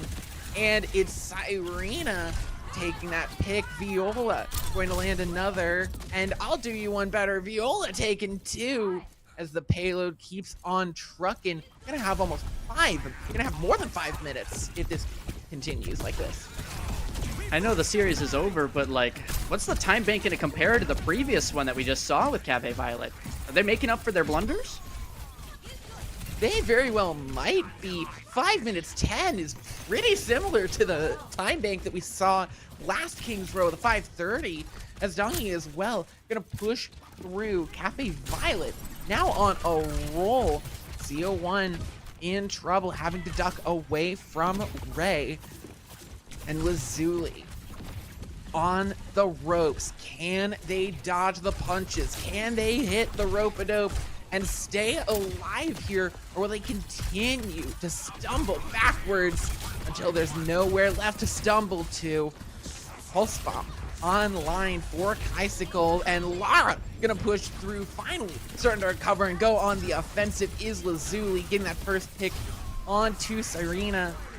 Viola gonna go down, and there's Cafe Violet finally having a stop put to them, almost echoing that King's Row we saw out of them.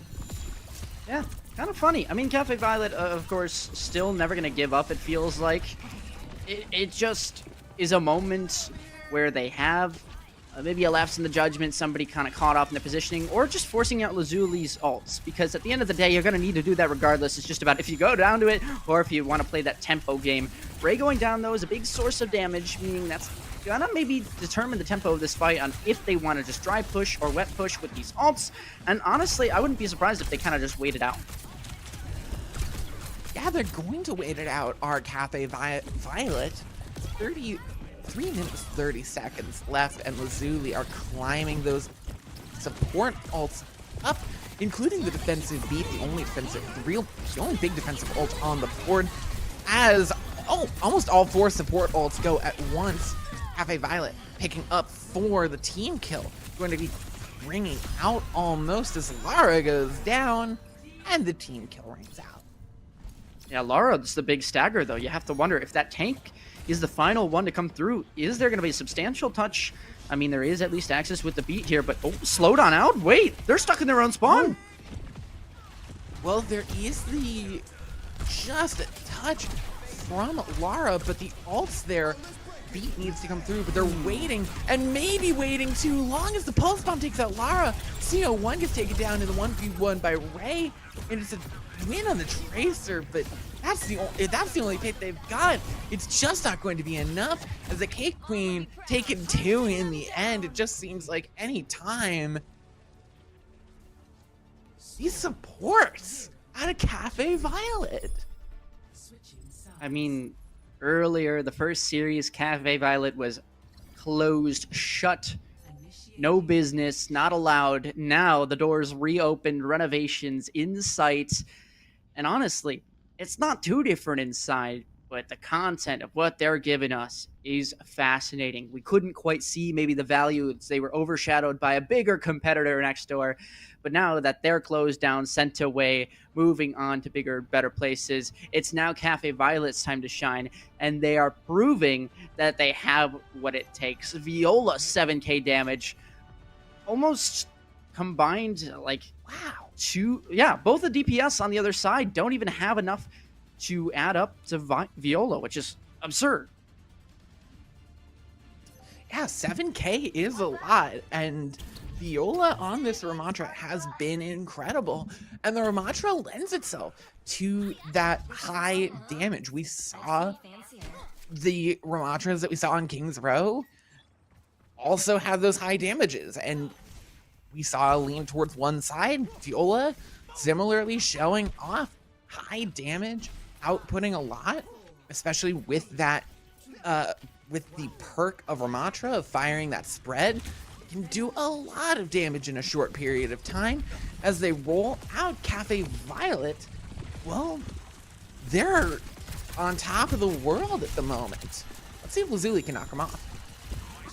Well, they're still up at least on the elevation, that's for sure. Be maintaining that for as long as possible, as well as these rotates throughout the left side room. And this elevation maintained by Ray could lead to an extra early pick here if they can land the shots, and yes, they can. Oh no! CO1 going down. Ray on that. On the Freya. Just so good. Just so incredible. Cafe Violet is just running over Lazuli, getting the late stagger onto Lara, and that's a full minute off the time bank. Ray on the fray, dealing the pain. Nothing much you can ask for more if you're Cafe Violet. And again, Ray, I think we haven't talked about as much just because there are some, crazy other stars as well on their team. But remember, this Cafe Violet side, we've talked about every single player having the hero moments. Whether it's, Cyrena on that first side, just finding an absolute snipe onto a Tracer around a corner. That was absurd. Ray's hit some nice shots, some openers. Kaisukel's always been there for old reliable damage and pressure because, again, the Tracer applying the passive onto as many people as possible is actually really important too. Even if you're not necessarily target prioritization onto one person, you can do some big stuff. Great follow-up from Junghae onto Kaisukel. Following up on CO1. CO1 also landing a pick. And really now starting to pump out the damage on the Freya. CO1 having that hero moment now and letting Lazuli X Quick get rolling There goes the Tracer as well. Actually getting this thing started. Nice little one clip there. Yeah, Kaisicle gonna be back to the spawn room, having the pulse in hand. That's 4, 5 ults actually coming up for Cafe Violet against the 3 for Lazuli. And of course, we talk about, you know, the game plans going into these fights, but for the most part, it has been relatively team deathmatchy still. Because we're not seeing these clear engagements, the game plans kind of can get thrown out the window as long as you can make up for it in the skill department. And Cafe Violet, they're certainly doing that. They are overflowing in the skill department as Cyrena goes off to the side. Kaisicle in trouble. Finds that first pick. Lara now in trouble from Kaisicle. Lara gets de-necked, and Kaisicle just free to rain down destruction. It feels like they just passed the X factor around Cafe Violet of who can get these massive picks. It's a crazy angle. I did not know that it existed. Ray was just up in the sky, floating, flying away. Kaisicle, though, most likely going to be, I was going to say looking for the opener, but K-Queen has just found it out of magic. And the X Factor is passed again. Kaisicle finding the pick in the 1v1, and now Lana just shoved into a corner. Or Lara just shoved into a corner. Seo went down to C1 themselves? Yep. Okay, you didn't have to say the voice line. Okay, that's not what we... Man, these timings from the game have been kind of ridiculous today. I'm not gonna lie. I mean, Cafe Violet, they still have 4 ults. Yeah, and rolling up to this 5th as well. They can hold here for the entire time. Running in some trouble, and it's the K-Queen with the headshot again. Getting that final blow. Maybe not putting in as much damage in the statistics department, but like these final blows and kill confirms are massive. Cafe Violet just keeping on going, keeping on stopping and draining the clock. Feels like the Freya's from both sides have a bit of a different play style. Seo 1 though getting in with that pure raw damage, and then you have Ray kind of going for that pick potential. Seo 1, it's the K-Queen to find the pick onto Lara to open up this fight. Now Kaisicle has the pulse bomb. Can they find the stick onto Seo 1? Here you go, Kaisicle finding that pick. Lurking in the back. Trying to find any stragglers or hidden, knowing that the Tracer was in the subway. I couldn't even see it with the omniscient vision, but the call out was there. And Kaisicle will win the 1v1 to continue the streak of dominance. Minute 30 left for Lazuli. I mean, a decent amount of space given up in terms of that early engagement, and the Keiko going down makes those numbers even, but the ult's still very much in favor of Cafe Violet, and we've seen this one happen before. Yeah, Ray using that ult, and like you said, ult's in favor of Cafe Violet, and they use it to their advantage. Lara in trouble, nearly getting taken down, just a hint of HP, and staggered with a minute on the board. Hey, Queen, swift step into Ray, and back at full force. I'm just looking for an opportunity for Lazuli. It feels like they're not even committing when they really want to or need to, and I'm worried for them, because if we're seeing the same thing kind of being replicated in this next fight, chances are they're not going to find much success. I want to see a hard engage on somebody off of an advance, or I guess off the Kitsune rush, but this is going to be back the other way too. Yeah, Cafe Violet just gets to step back and reclaim the space, but they can't do it if they lose Kaisicle like that. Hugh in trouble. That pick might be big if Lazuli loses Hugh.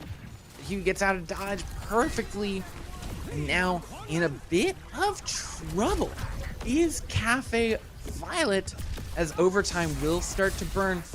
Cyrena, Viola taking down Viola with 2 on the ult. Takes down Donga. That's 3 for Viola.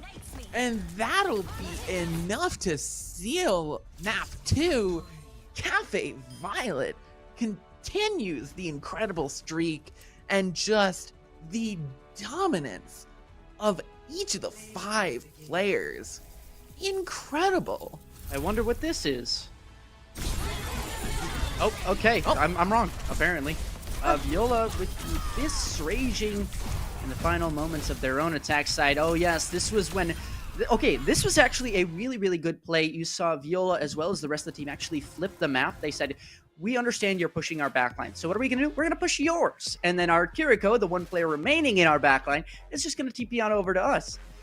We no longer have a backline because it's the entirety of just a squished together team, and it looked so well from them in that moment. So I got to highlight that. Sometimes you don't get to quite see that unless you look at it back, and we got the chance there. So congrats to them for making a great play when the time was called upon for them to make one. Now, situation kind of scary. It's 2-0. Cafe Violets just need one more to move themselves on. Yeah, Cafe Violet has, oh man, has really turned around and has shown off the power that we really couldn't see in the match against Valentine, and just how good this team is. These 5 players especially have been coming up with hero play after hero play, and a great rundown of also their ability to play as a group, to execute plans as a team, because it's really often a sort of platitude that you hear out of casters is this team has the hero plays, this team has the hero plays. All of these teams have an incredible amount of coordination, of execution, of planning, and that there's no hero play there. It's just an incredible team of 5 working as one unit, and that one unit is on the cusp of booking themselves a ticket to next weekend, to continuing the lower bracket run, and I absolutely believe that they can do it. I believe in Cafe Violet. I think they've got it, and honestly at this point, I know I was gassing up the K-Queen. It's just a good team. It's an incredible team. And you saw Viola playing incredibly well. She was playing incredibly well. You saw Ray at times having points. I called it that they passed around the X Factor all the time. It seemed like Viola was popping off, and then Ray would pop off, and then Serena would pop off, and then the Cape Queen would pop off. It just, every single player at one point decided to be the hero and did incredibly well. Going into our map 3, the potential final one, New Queen Street. Yeah, I mean, this map, we saw a push the first time around, and that was when Cafe Violet was not on the field. Instead, we did have our eventual victors go on and take that push map in the first series, but now you're kind of bringing in a new environment to what Cafe Violet have experienced today. And honestly, this is a good choice, right? If you have that map advantage, if you're Lazuli, go for something they haven't quite been familiar with. I'm confused about the ball ban, but I'm going to let it ride. I think the Tracer ban makes slightly more sense, but hey, what do I know? They're the ones playing the game. Yeah, I mean, the ball ban on New Queen Street. Sure. I mean, sure. We Maybe saw ball it's a today. little silly, funny, haha. We did. But then also in the interview, their teammate. We don't have to talk about that part. Shh. Okay, sure. We saw ball today. Sure. It's potential Technically, we did. to show up here. We did. I mean, well, not anymore, but the That's true. ban makes sense. We might see them get a little silly with it. I feel like, I don't know. I feel like we might be seeing a little bit of silly goofiness. I honestly don't think so. I think Cafe Violet truly want to win this in as steamrolly as fashion as possible. I think, honestly, they're just going to try and push the advantage, go for a full cap, because that's what we saw the last push time. Granted, they weren't on the field for that, but I'm thinking they just kind of keep running the same thing. You go maybe a Genji instead of a Tracer. You still remain with that Widow. I mean, obviously, Genji a little bit weird on this map, but you could make do if you want. The Ramatra play has been great. The Diva you could even swap to. It feels like they have so many kind of pieces to this puzzle that could be potentially fitting. And for Lijiang Quick, I mean, you take out the Tracer, you say, okay, that's our problem. But also, I felt like that's where you were also having the success. But maybe this balance in that scale just tipped a little bit more in Cafe Violet's favor, that they decided, okay, let's just go for a complete comp change, shake things up as much as we can to make them as uncomfortable as possible. Because if they haven't played against something like Dive or maybe a Sigma, like a tempo kind of game, you might see them falter a bit, not exactly have that momentum for the first 2 maps. That's my thought process from them going in here. But again, we can only think about it so much. Sometimes you just have to let the bullets fly. And fly they will.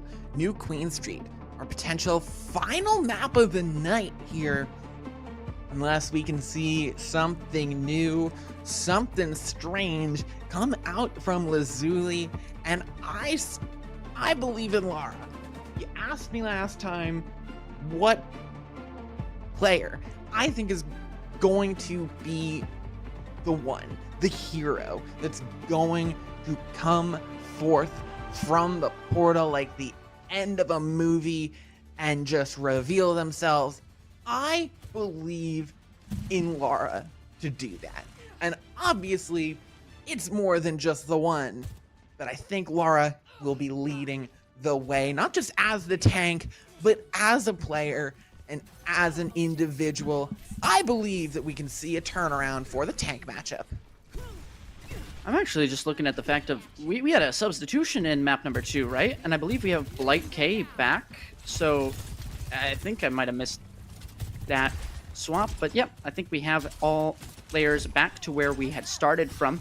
Maybe they saw something that this roster could do. Maybe the other one couldn't. Either way, just trying to find the winning combination. Cafe Violet, though, have been holding on to that secret recipe for the first 2 maps. Yeah, Cafe Violet. Seeing the Cake Queen, putting in the healing, putting in some long range damage as well. As Lijiang Quick get the bot to start moving first, just a couple of meters, starting to get a bit of better positioning as Kaisicle pulls back just a bit for turning the corner and peppering in the damage to get the assist onto Donna and CO1. Rail takeout, Blake K, and Kaisicle will fall off the map. Was that out of fear and pure aura from Axis? Is that what just happened here, or did they blow themselves up with a rocket? That was off the map, right? I think it was off the map. Either way, it'll be the turnaround now, and Cafe Violet starting the bottom moving. I think Cafe Violet, especially the swap over to the Soldier, I think is purely a comfortability thing. I think the Soldier, as much as it could be fine, I think they might have been expecting something like a Diva on the other side, which they did receive, so you're able to kind of pick and choose your targets as opposed to those rail shots just getting completely devoured. This is a bit more heavy in that raw damage department, which can be a little bit more beneficial on push since you're kind of just playing that more tempo-heavy game. The Diva mirror now, as Lazuli swap off of the Ramatra. Sune Rush out of Cake Queen is going to let Lara go down first, and the rest of Cafe Violet clean up the stragglers, including Kaisicle, just giving Kaisicle a belt-fed machine gun at that point with the Kitsune Rush. Big stagger. That's going to hurt. Huge. I mean, 40 meters, you're almost looking at those forward spawns. There may not even be a contest, and if there is a contest, it's certainly a 4 versus 5. Diva Bomb online too, so you could either force them into a push here or just try and stall it out, and that's gonna be the checkpoint. They've just gotten it right off the bat. Yeah, that's the checkpoint. And even though Cyrena goes down and Cafe Violet will eventually use the fight, they get the checkpoint, so they'll be able to contest up here as Blake K and the rest of Lazuli finally find something to go forward to push them off of. It'll be enough. I mean, that's 2 players with the far spawn. Luckily for their sake, though, Cafe Violet, that it is a Diva and a player that can literally teleport across half the map. So both should be back in relatively quick amounts of time. But again, has the damage been done? Is it enough to secure them the win? I doubt it, since we're seeing this Lazuli kind of walk it on up. But I also want to see, again, more moves being made. Oh, and it's the Genji Blade with Cyrena dropping the ult on the Genji as well. A lot of ults out from Cafe Violet, nothing in the kill feed thus far. Sabrina goes low, but now the opportunity for Lazuli, but they lose CO1. Oh, that's just not good. They had the opportunity to do something here, but now Kaisicle in the almost try fight really shines through, takes out the Lucio, like K's going low, Lara goes down, and it's Kaisicle all the way. Yeah, that was a great reposition by Kaisicle. I'm not going to lie, I was kind of expecting the visor to be used, but I realized, oh yeah, there's a diva that's kind of just sitting there as well, and if you pop that visor, she's going to make a 180, turn around, somebody's going to comment, and you're going to have a diva on your face. So honestly, well played to not use that visor there. As for Lazuli, I'm curious about the Symmetra, right? We're seeing kind of the general game plan be to get in one of those smaller rooms to try and bait somebody in there, but the defenders and the attackers, they're not falling for it, right? They're saying, we know exactly what your game plan is. You only have one play. I'm expecting them to kind of change that up to do something different. I expect as well as Ray takes down CO1, Blake K down, and the bot's gonna keep on moving. Lara uses the self-destruct. Well, Axis does get a pick. Lazuli has the opportunity here. Kaisicle goes down. The turnaround here might just be legendary, but the K-Queen has something to say about it as Axis goes down and the bot keeps moving. I mean, think of the CO1. This crosshair placement from the K-Queen must be the reason why they're doing so well. Their kunai's always at that headshot level, and it truly is a massive feat for them to keep getting that bonus damage from those headshots because they are opening these fights up. They're securing them when they're on the back foot.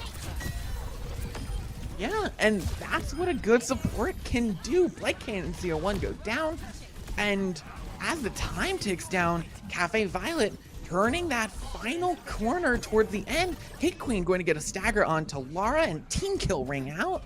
This is looking dire for Lazuli.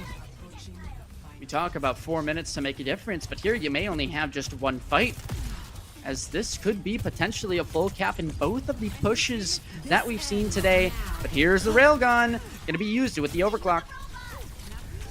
The K-Queen does go down, so now a big opportunity. CO1 does get taken down, but I think you're just going to see the retreat. Viola, though, does use the self-destruct as the bot has been stolen out from under their noses. Will it be anything other than just a small little heist? As Dunga goes down, and Heat from Lazuli, unresponsive. Ray now has free reign on the Dragon Blade, getting the pick at 2, making it 3, both the supports and the DPS, and now that bot is going to be right back knocking at the door. That was disgusting, by the way. I don't know how Ray had an idea of where that second or third player was, not sure which one, but man, absurd stuff, because it is not easy to see with that high of a sense. I mean, I don't understand Genji players at all, being a silly little support player myself, but Ray's making it work. Look at this, already grabbing the first and now second pick in this map. And second! Ray just in the backline, making life impossible for these support players to thrive. And that'll be all they need. Cafe Violet pouring up a nice steaming hot cup of victory for themselves. Drinking it down. Delicious. Let's watch this back again. This was the blade, right? Not the one in the final moments, but still one. Oh no, it was this one. Yeah. I mean, yeah, absurd. The third and final kill there. To reposition on sale. I mean, really just doing all that in a bag of chips out there. Cafe Violet, congratulations on the win. You get to be on the victory column in today's matchups because, again, we only had 3. So they go 1-1. They keep themselves alive in that lower bracket. Unfortunately, though, that does mean that we have to send Lazuli X Quick home because we don't have a triple elimination, just the 4 teams, and somebody had to fall, unfortunately. Yeah, and unfortunately, it did have to be our one and only team, Lazuli, and that's just so unfortunate.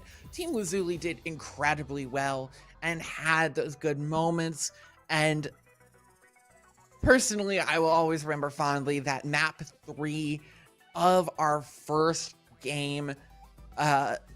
Just incredible at times. And honestly, that was great.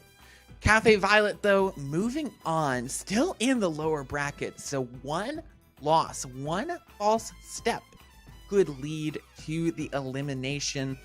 They will be facing the loser of the Valentine Vindarive match next weekend. And that'll be, if you're interested in watching that match, right here on the Overwatch Esports channel on Friday, November 30, it'll be here on the Overwatch Esports channel in just a week. Yeah, I mean, it truly is going to be a fun sight to see. Of course, the winner of this entire LCQ, again, moving on to that Calling All Heroes Championship to try and get a share of that big old prize pool. But of course, with that being said, like we do with every single one of these series, whenever we have one completed, we get to hear what exactly was going on behind the scenes and internally with the teams and players. That's right, we have an interview coming up very, very shortly, so don't go too far. If you want to figure out what the Cake Queen had for breakfast that was absolutely nuts, you're going to want to stick around. We'll see you in just a bit.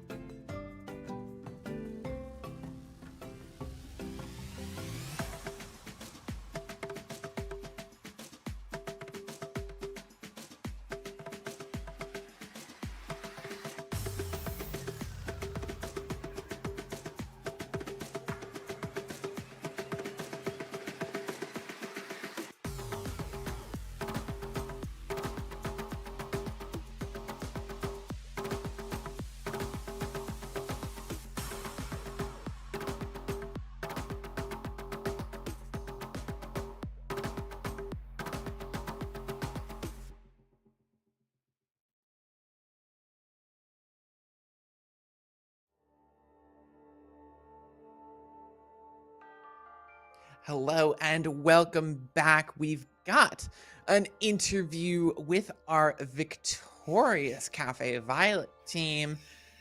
We've got the Genji specialist herself. We've got Ray. Thank you for joining us here today, and congratulations on the win. Thank you, thank you, thank you. Let's do it again. The one thing, yeah, let's do it Let's- again. let's- The let's one say thing it I again. gotta Hey. ask- What's up? Now, the one thing I've got to ask is, after such a tough loss, immediately jumping into another game, another 3 maps of Overwatch, what were the comms like to get that mental reset, to go to separate that loss into a really successful victory? I think we played our first match really well, and I'm like even with the result, I think that was like, I think we've scrimmed like twice, so like I think that's a really really good result for us. Like I think we put up a really good fight. Like that team is really good. But I think like going into the second match, it was just kind of like we just need to keep it going. Like we just need to like keep that energy going, right? Like it was like I think we all were like mentally like pretty good. I think we have pretty strong mentals as a team. So yeah, I think it was pretty good. Even just winning the game, right? Let's talk very generally. We've said it every time, we're going to say it again. How do you feel, right? Obviously you lose one, you come back, you win the next one. Are you going to celebrate? Are you going to sigh or relief? It feels good. I'm really proud of this. Like I said, we came together as a team like really fast. Like we had maybe like 2 days before this that we were like actually as a roster. So like I think I'm really happy with this one. I think we're gonna spend the next week just like grinding, working on everything we can, just like coming into our next match like even stronger, working even harder, and I don't know. I'm excited for the future. I think this team is really good. I'm really happy to be with this team. Yeah, that's awesome. Looking forward to your next match, you have the opportunity here to, if Valentine does lose that match against Vinderive in those winners finals, you have the opportunity to get revenge. Is that gonna how much is that going to light a fire under your guys to improve, to look at what went wrong in that last match and make sure it doesn't next time? I think honestly I want to see Valentine again in the upper bracket. Like I hope they win, because I think we put on a really good showing against them, especially given like how little time we had to prepare. I think the showing we put on against them was like really impressive, and I'm like really proud of it. So I think like I want to face them again. I mean, I'm not really upset with like either option, because I'm friends with a lot of people on Vinderive. Those are all like really good friends of mine. But I don't know. I'm excited. I want to face Valentine again, because I definitely think we can win. I think we just need to like put in a little bit more time, and we got that. Absolutely. I'd like to see that rematch as well. I can't say rooting for you guys, but I would want you guys to at least bounce back, show them what you're made of for real. I appreciate it. Kind of how we're talking about knowing so many people in this community, right? I'm sure you've teamed with a few of them before, but let's stir the pot a little bit. The comms and the coordination on your team looked insane, I have to imagine. So who's that one person who's like your duo on the team that you guys are always bouncing back and forth? Who's your favorite teammate? I'm gonna ask it. Who's my favorite teammate? That's hard. Like I came into this team, I love everyone on this team. Like I think everyone on this team is awesome, but I think like even just the other day after our scrim, like Cyrena and I sat down and we like looked over a map for like an hour. So I think it'd probably have to be Cyrena. I think I've like been talking with her a lot about the game recently. I think we bounce off of each other really well. Gotta get that team But somehow. It's close. It's close. Everyone on this team is like genuinely so awesome, and I'm really happy to be here. I mean, speaking on that front, is there anyone else other than your teammates there that you want to shout out? Or if you would like to shout out your teammates a second time, feel free. But anyone not getting that recognition that you want to give a big thank you to while we still got some time on the stream? I think I definitely have to give like a special thank you to like our coaches, Daz Panda and Celerity, for like always being there for us. Like Daz has been like very, very passionate about helping us. Like even before the match when we were still trying to figure out some details, like Daz was right there. Daz was helping us out, and I appreciate him a lot. I think Celerity has been like helping me a lot on like certain DPS characters that he's like really good at. So I'm really happy to be here, and also like definitely to Nyanza or Haruhi that she's playing in this tournament right now on Vindarive. She gave me this opportunity. She was the previous hitscan player for this team, so she was like, you should try out for this team. And I was like, bet. And I'm really happy I did. I'm really thankful. That's great. It's nice to see that the community, even though right we have all this competitive aspect to it, it really is a big group of friends at the end of the day. And even though that the championship is on the end in some cash at the end of the line, you guys are still going to be happy regardless of who wins that. So I do applaud you for that. Oh yeah, we're all friends. Like it's his first competition. We all want to win. Like we're all competitors. We all want to win. But at the end of the day, we're all like still friends in the end. Like I'm friends with everyone on Vindarive. I think all the people on Valentine are like, I look up to most of the people on Valentine. Like I think those are like some of those fabled players in Ka. Like I think like getting to play against them was really really cool. And I don't know. I'm happy. It's really really cool. Yeah. Congratulations on keeping your run going and potentially getting that opportunity to move forward into the championship. Wish you the best of luck next weekend. Thank you very much. Thank you very much. We will see you later. Thanks for joining us. Yeah, thank you for having me. So heading on in, 3 games completed. I mean, it's been a long day. So a lot's happened, and we can take a look at some of the brackets, right? Because they've changed from the first few matches that were just scheduled. We actually have some scores to put into them. So here's the upper bracket. Yeah, that upper bracket, like we saw earlier today, Vindarive taking it over Lazuli X Quick 3-0, Cafe Violet dropping down to Valentine 3-0, and that sets up that winners final between Vindarive and Valentine.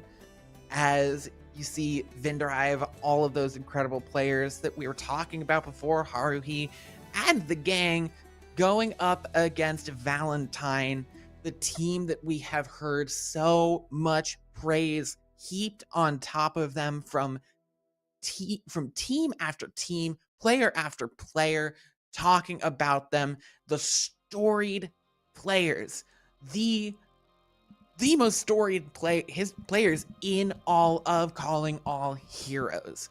And one of those teams will move on to the grand final, and the other will drop down to the lower bracket, where Cafe Violet, who just took it 3-0 over Lazuli X Quick, is waiting, and the winner of that moves on to the grand final.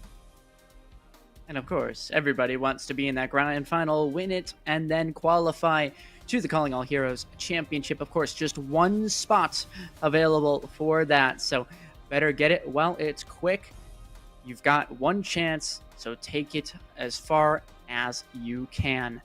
With that being said, we've got the bracket review done and over with, so now all we have to do is shout out a few special people. The players have done it before, but we got to shout out you guys, the viewers, making sure this stream is top quality and, for sticking around, making sure that you enjoy that Overwatch action and can support the Calling All Heroes tournament series as well. We got to thank all the observers, the producers, Catnator as well, and just everyone else who makes this flow possibly. I mean, the admins, even Overwatch themselves. It really is just a great experience to be here. So we cannot thank you enough for how much this is, putting things together and giving these players a nice little platform.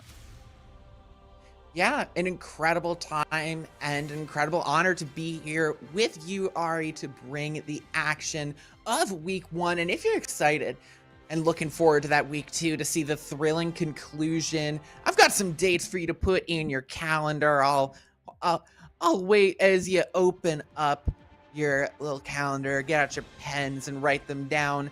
Next week, November 1st, right at the start of the month, is our week 2 of this last chance qualifier. Some incredible talent going to be bringing you the action on that. It's going to be the one and only Tiny Shiny, And as I look for and Pancake Pow bringing you the action on that. And also, once this is done, look forward to December 6th. The championships for Calling All Heroes all will end there. We will crown a champion of Calling All Heroes, and don't miss a moment of it. I'm so excited for it. I can't wait to follow these teams forward in their chase for glory, and can't wait to be there with you all. But Ari, that's it for us. We're gonna sign off now, and I'm gonna go to bed. We hope you all have had a lovely time and a lovely stream. Thank you all so much for joining us. Join us next week, November 1st, for week number 2 and the finals of the Last Chance Qualifier, December 6th, for the championship. We'll see you then. Good night.